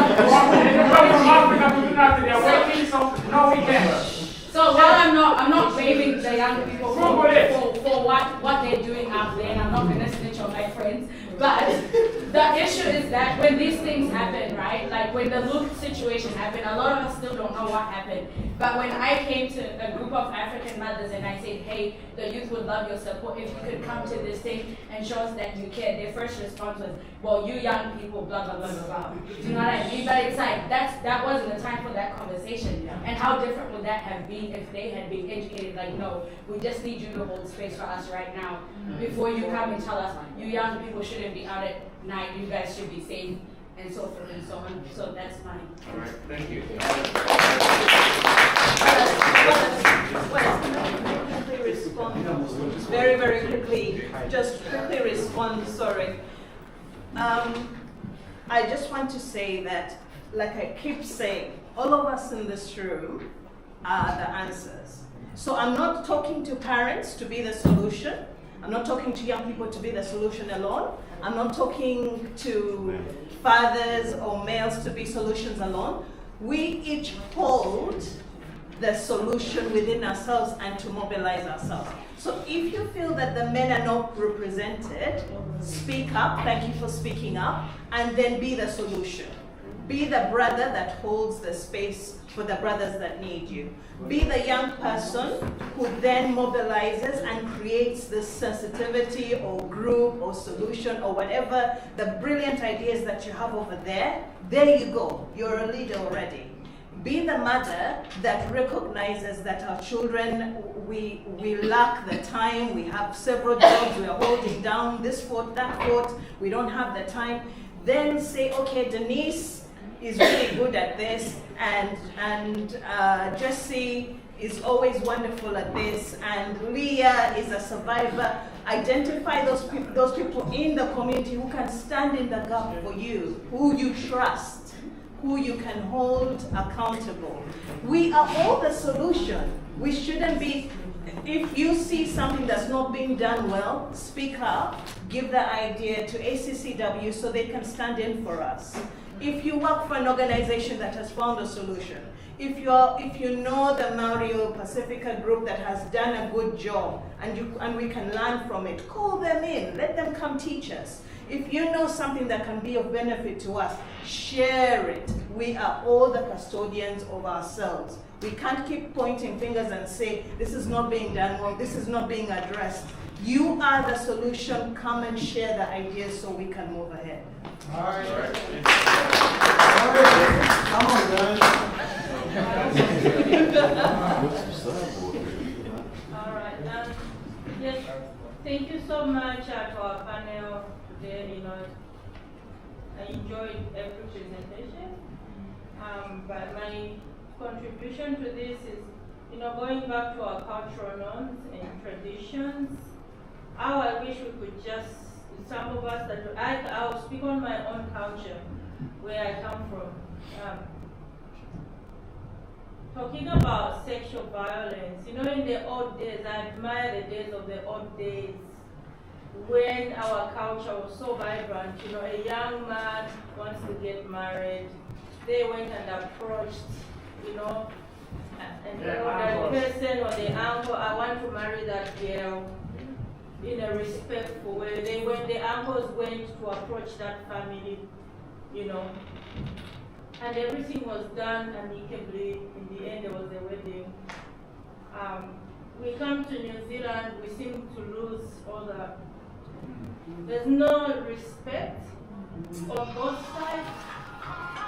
Lack of respect from women, lack of respect from boys, lack of respect from men, lack of respect from women. Where have we lost it along the way?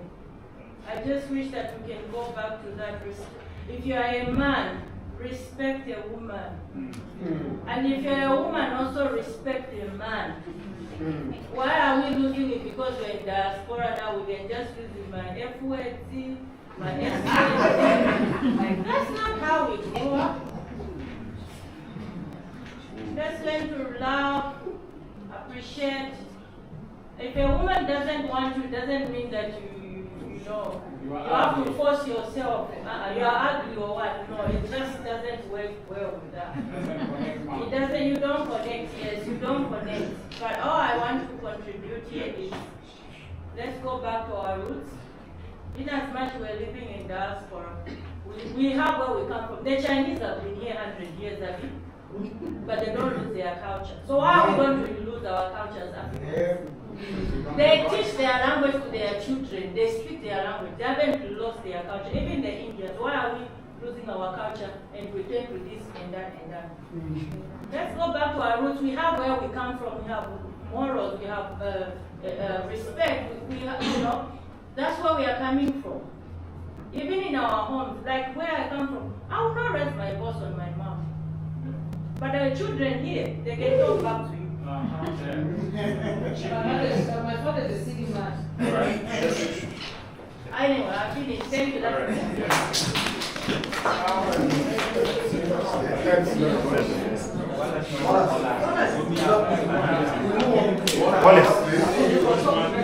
Just to mention, just 1 minute. We try to wrap up. Hello, everyone. I'm actually, firstly, just to thank this panel. You guys have done a very good job. Apologies. I think I came a bit late, and Denise, I missed your presentation. But I think Thomas really did lots of great work through his slides, which was really great. I just want to, I don't know, for those of us who have this booklet, if you turn to page 3. And the reason why I'm trying to make a reference to it is, I'm not going to say I've got lived experiences, you know, in this field. But I think time back to what, I'm sorry to actually call you out, you know, time back to what you say, that if we see something that we think is not in the right way, we should actually speak out, you know.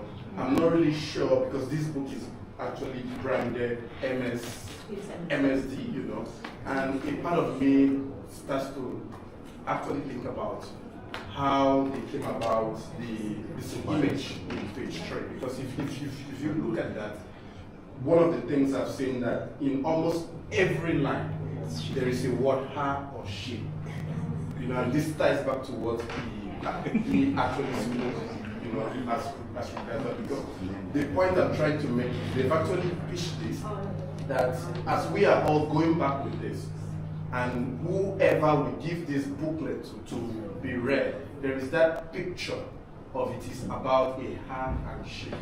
You know, and that's what they are branding across the country. I had to actually look up is it Shakti online, and it is live, you know, on there. So I don't know if Fred is still in the room. I'm thinking that part of the feedback, you know, from these meetings, you know, that we have had is to actually feedback what he said, you know, to MSD, you know, that they need to give a balanced view to it, which is what will help us all grow, you know, as part of this. And then the next feedback is to ACCW. You know, I think it's good for us to do more of these talks for the men, you know, and just trying to help, you know, in the men's space, being that this book is saying that it is more of a handshake, and there's more work to be done in the he and him, you know. So that's just my thoughts.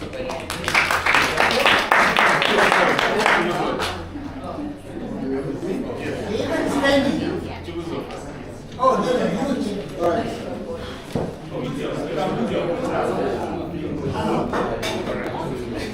Sorry, I'll ladies first. Go ahead. Hi, sorry. Firstly, I want to say thank you to the panelists. I think this was a great space to have, and it's an important conversation that we should be having, and I'm glad that we are having. I think one of the things that I did want to say is a lot of it was going back to drawing into like a communal way of doing it. However, I fear that sometimes if we do put our emphasis on going back to the community, it just further emphasizes that this is a stigmatized thing that we shouldn't be talking about broadly. And also going back to getting statistics as well. If we're keeping it within the community, then how are these statistics legitimized? I think with what Mike is saying, forming a collaboration with the police, that may be a better way to go forward, so that there is a mediator in the room at every point, and that we don't look at our cultures as a bias, because sometimes a lot of our cultural norms and views have been used to normalize abuse and have been used to continue it as well. And so even with these Mama Sarahs, if there's like, so I'm Zimbabwean, and there's this phrase, Shinga Murora, which means like, be strong, you know? Like, it's fine, it's your marriage, just work on it. But that's not exactly what we're trying to be for. We're trying to empower the women that we're having. And if these Mama Sarahs are so enrooted in that kind of culture, then it's not going to help the situations that we face. There's also been a lot of talk about balanced views, and I do understand males are victims as well. But the honest truth of it is that when it comes to sexual and family violence, it's normally not balanced. Most of the abuse is against women, and I feel like that's something we do need to acknowledge as a community, so that we can also further talk about the abuse against male as well. But there needs to be an acknowledgement that there are a high number of male perpetrators as well.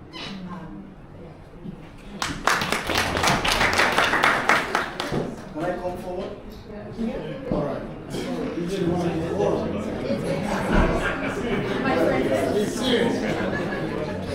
Okay, quick one. Right. One Don't rush this. One minute. All right, so I'm standing here so that praise God. I wanted to say praise God. Can you hear me? It's not distraction. I usually get distracted. I'm standing here so that you can see who is talking. Right? So you don't just listen. And I'm standing here because this is my first time here, so you hear me speak. So if you see me on the road, you know who is talking.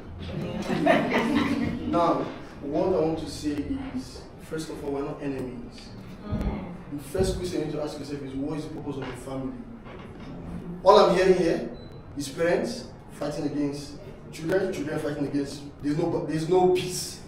That's what I'm hearing. Yeah. Now, I wrote some points, but I have a lot to say, but I'll just try and break it down. First of all, we have a big problem. Younger men are not being trained. Yes. That is a big problem. Yes. You can't say you want to eradicate violence. I mean, it happens both men and women. When the younger guys are coming up, they don't know how to treat women. They're not being trained. Younger girls too are not being trained. Yes. That is one. But where does it come from? From the parents. I know, yes. I really respect. Where's that woman that was here? I really respect the fact that our parents came from. We didn't force them to come, right, guys?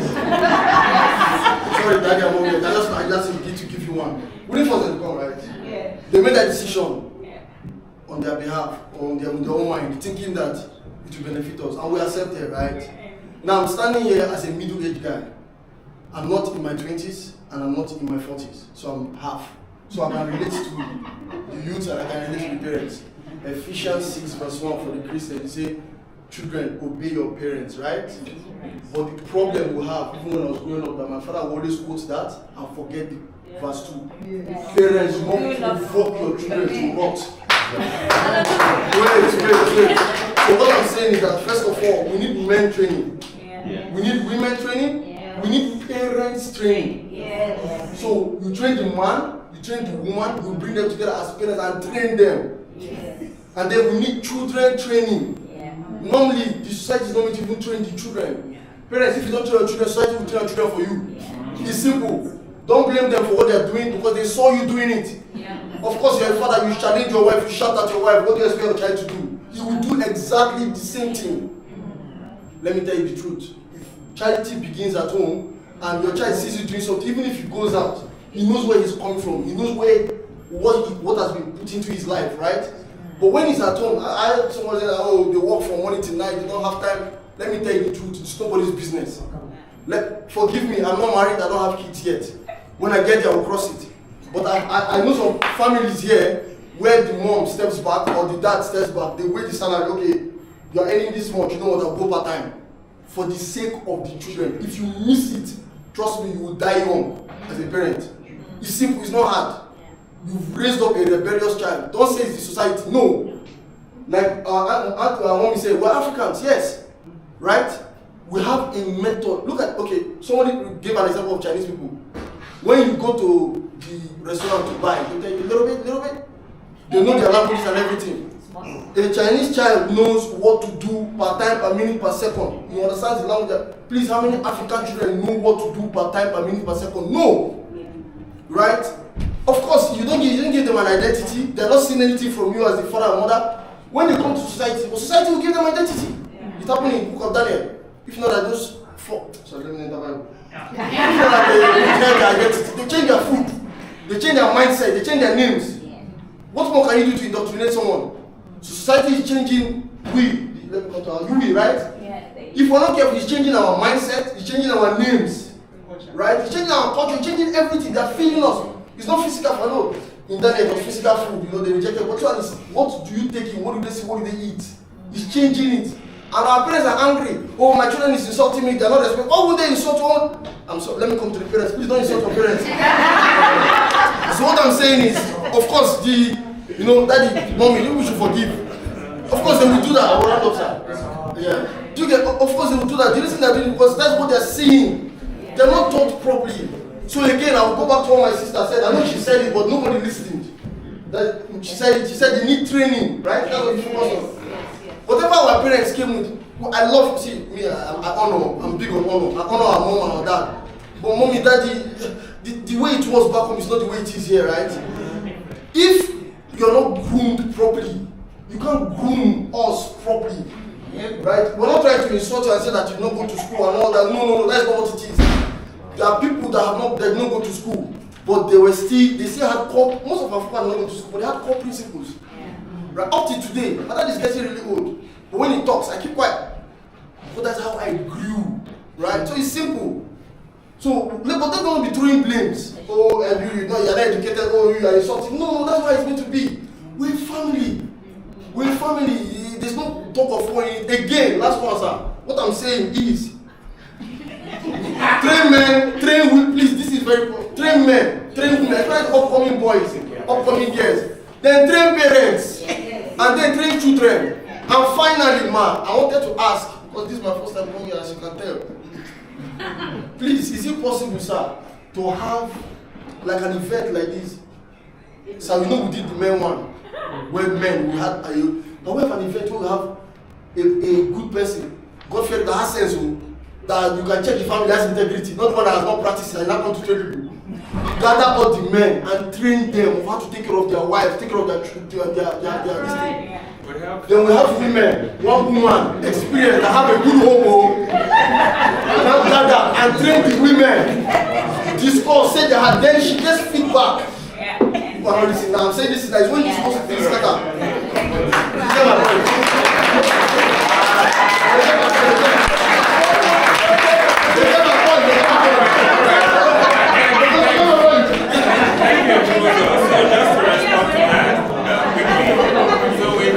We have an ongoing. So we have an ongoing. Just to respond to that, we have an ongoing men's mental health initiative. So we had the first session was 2 weeks ago. 2 weeks, yeah, 2 weeks ago. So what mental health? Yeah. So we have an ongoing. It's going to be in 4 parts. So we've had the first session. So we'll communicate the remaining 3 where we can sort of have those discussions. I think, sorry, that news among you. I think our mental health is quite important. So I think I have just 2 more. No, I think maybe because of 30 seconds. We cannot take any more questions. We can't take any more questions. All right. But that's what is going to happen. We would love to hear more. And just to say that, this is the first in the series. We are not done. We are having 4 series just for the ACCW. This is the first one. And for those who were here earlier when we began, I said that there are 3 more that's coming early next year. So there is ample time for you to feed in and to let us know about your perspective and all that. But if there is something that is very burning that you want to say, please come and see me. I will make note of it. And because it's all about feeding the information back into the system. So please, if you have not had time to ask your question, please don't be worried, because there will be time for it. And I would love to hear it today rather than to hear it another time. So please stay on. But our panel is here. A lot have been said. A few responses have come. But I don't know if they have any reflections. I know we are running out of time. I know we are far behind time. We are supposed to check out here by 8. And so please, the panel will wrap up and then quickly we will go and eat. And for those who are able to stay on, if you can please stay on and help us to pack down quickly, immediately finish it. If you want to carry your food away, you take it and then we can help you to carry it away. But if you can eat quickly, because we just have to leave here very quickly. Yes, a moment. Let's hear from the panel. Modi, let's hear from the panel.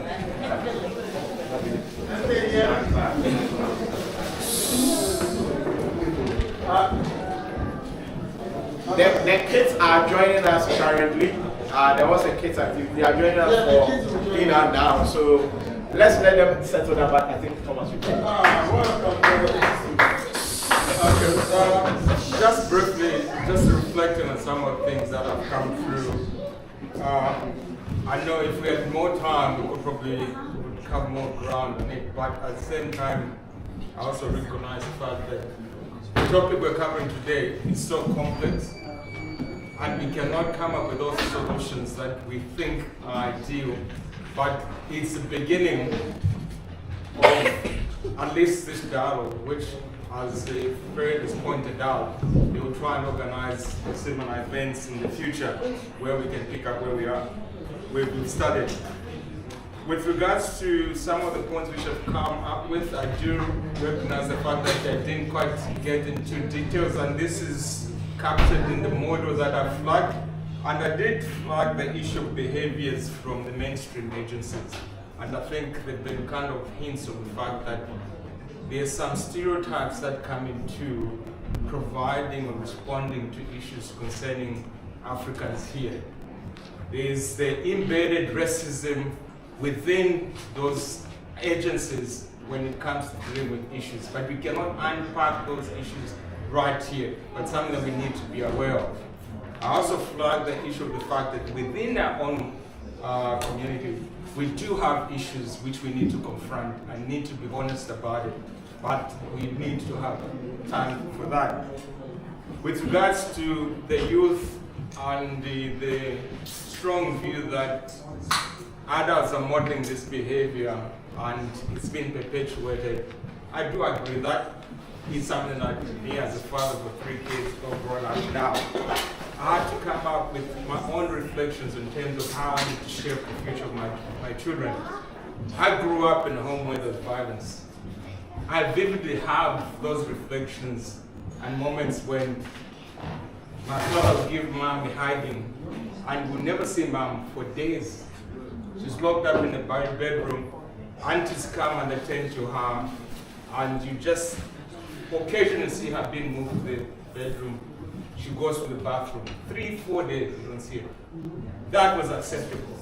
But to me, it did actually traumatize me to a point whereby I couldn't live and accept the fact that within our own family, it was accepted. But again, as people say, those with normalized kind of behavior.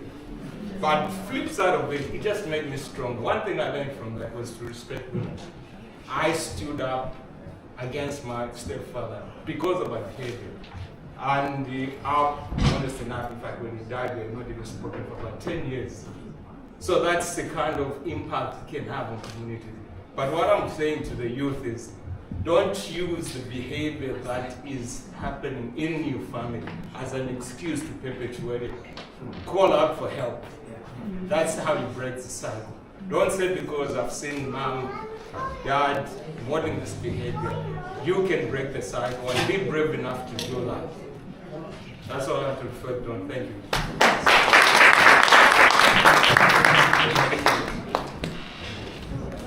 Just very quickly from me, I'm privileged all the time, but I think what Thomas said, this is the very beginning of a conversation that is incredibly complex to have.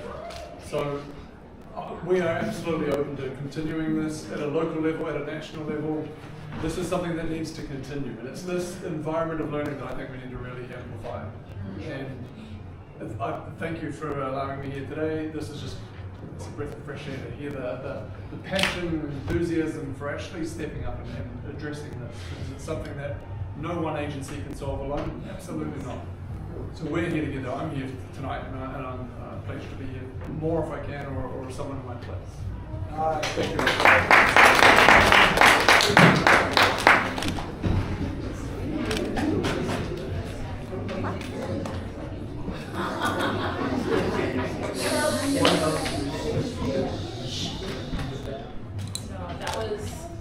I was initially worried because I was from Auckland, it was going to be completely out of my depth. I was automatically at home here, so this is very, very telling. The issues we're facing up here, we're facing them here the same. One of my biggest reflections from all of the conversations, and people have said it in a lot of different ways, but speaking specifically for young people aren't the problem. We're not a problem to be fixed, we're not the burden, it's the violence that we're trying to address. So the passion, the intensity is appreciated because we understand the value of our young lives, the youth of the community, because we are going to be the ones who are going to be setting up our families here, that if we don't put investment into us, then it can all crumble. But just remembering the fact that the violence is the problem we're trying to face. It's not our young people, they're That's not effective as well. So making sure that we remember that at its heart, so that way all of our young people, our young girls, our young boys are safe, that they feel confident to speak. Even if you're not a person who has all the training, who has all the words, just being there and understanding that the problem that we're trying to face, whatever little thing you know how to do, whether that's being a role model of good behavior, whether that's calling out bad behavior, whether that's pulling the one to the side and saying, that was shaky, and making them know that the things that they are seeing are not normal, that matters. Yes. And no matter how small it feels, there will be a ripple impact. So that's my last word.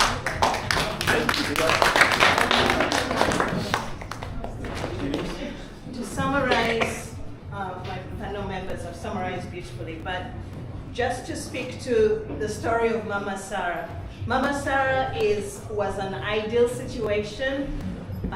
It was a fictional story, but to make you understand that the Mama Sarahs that we will point out, that will elect, that will come from our communities will be trained. That is my vision. that they will be trained, that they will be equipped, that they're not there to perpetuate, what does not work. So there will be Mama Sarahs, there will be Uncle Toms that will be there to hold space for their brothers who need them, that will be guiding the young people, the young men, that will be educating the youth that are coming up. There will also be youth mentors and leaders. That is my vision. That you people who are speaking so eloquently today, young people in this room that I am so proud of, because that means we've done something right, they will be the ones holding their fellow youth's hand. So like I keep saying, everybody in this room has a role to play, and like Vera has so eloquently said, that even just by pulling someone aside and saying that's not okay, or you don't have to say eloquent words, you can just be there and hold space for the person. That makes a difference, and that makes the person know that they are safe, they are seen, and they are heard.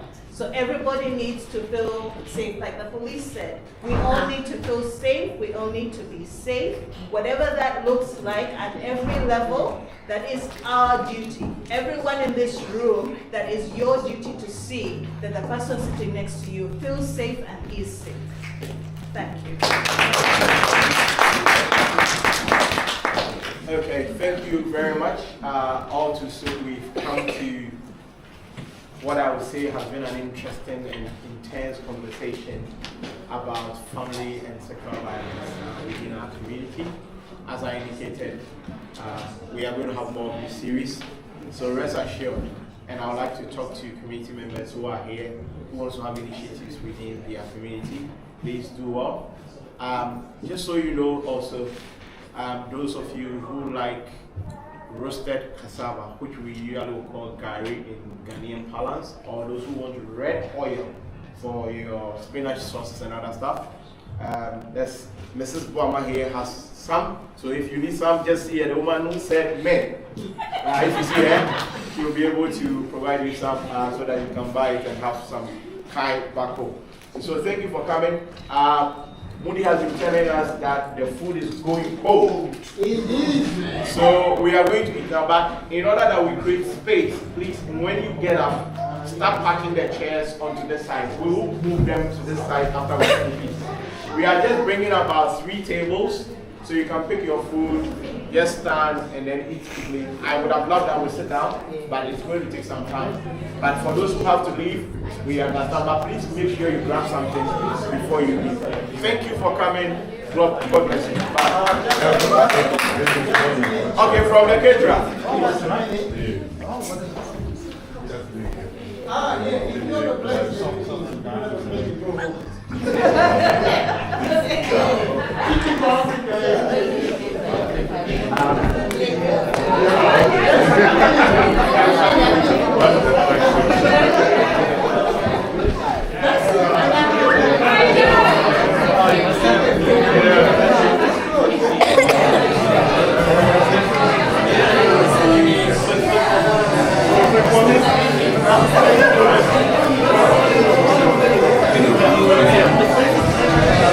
Thank you.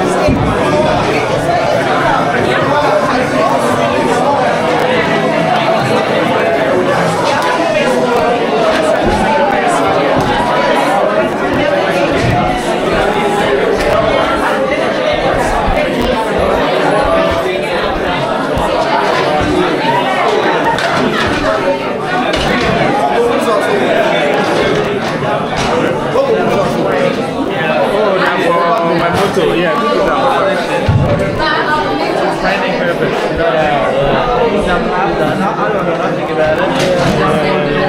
And I learned a lot from it. But at the same time, once I learn, I kind of want to work on it. So I need to change the movie balance.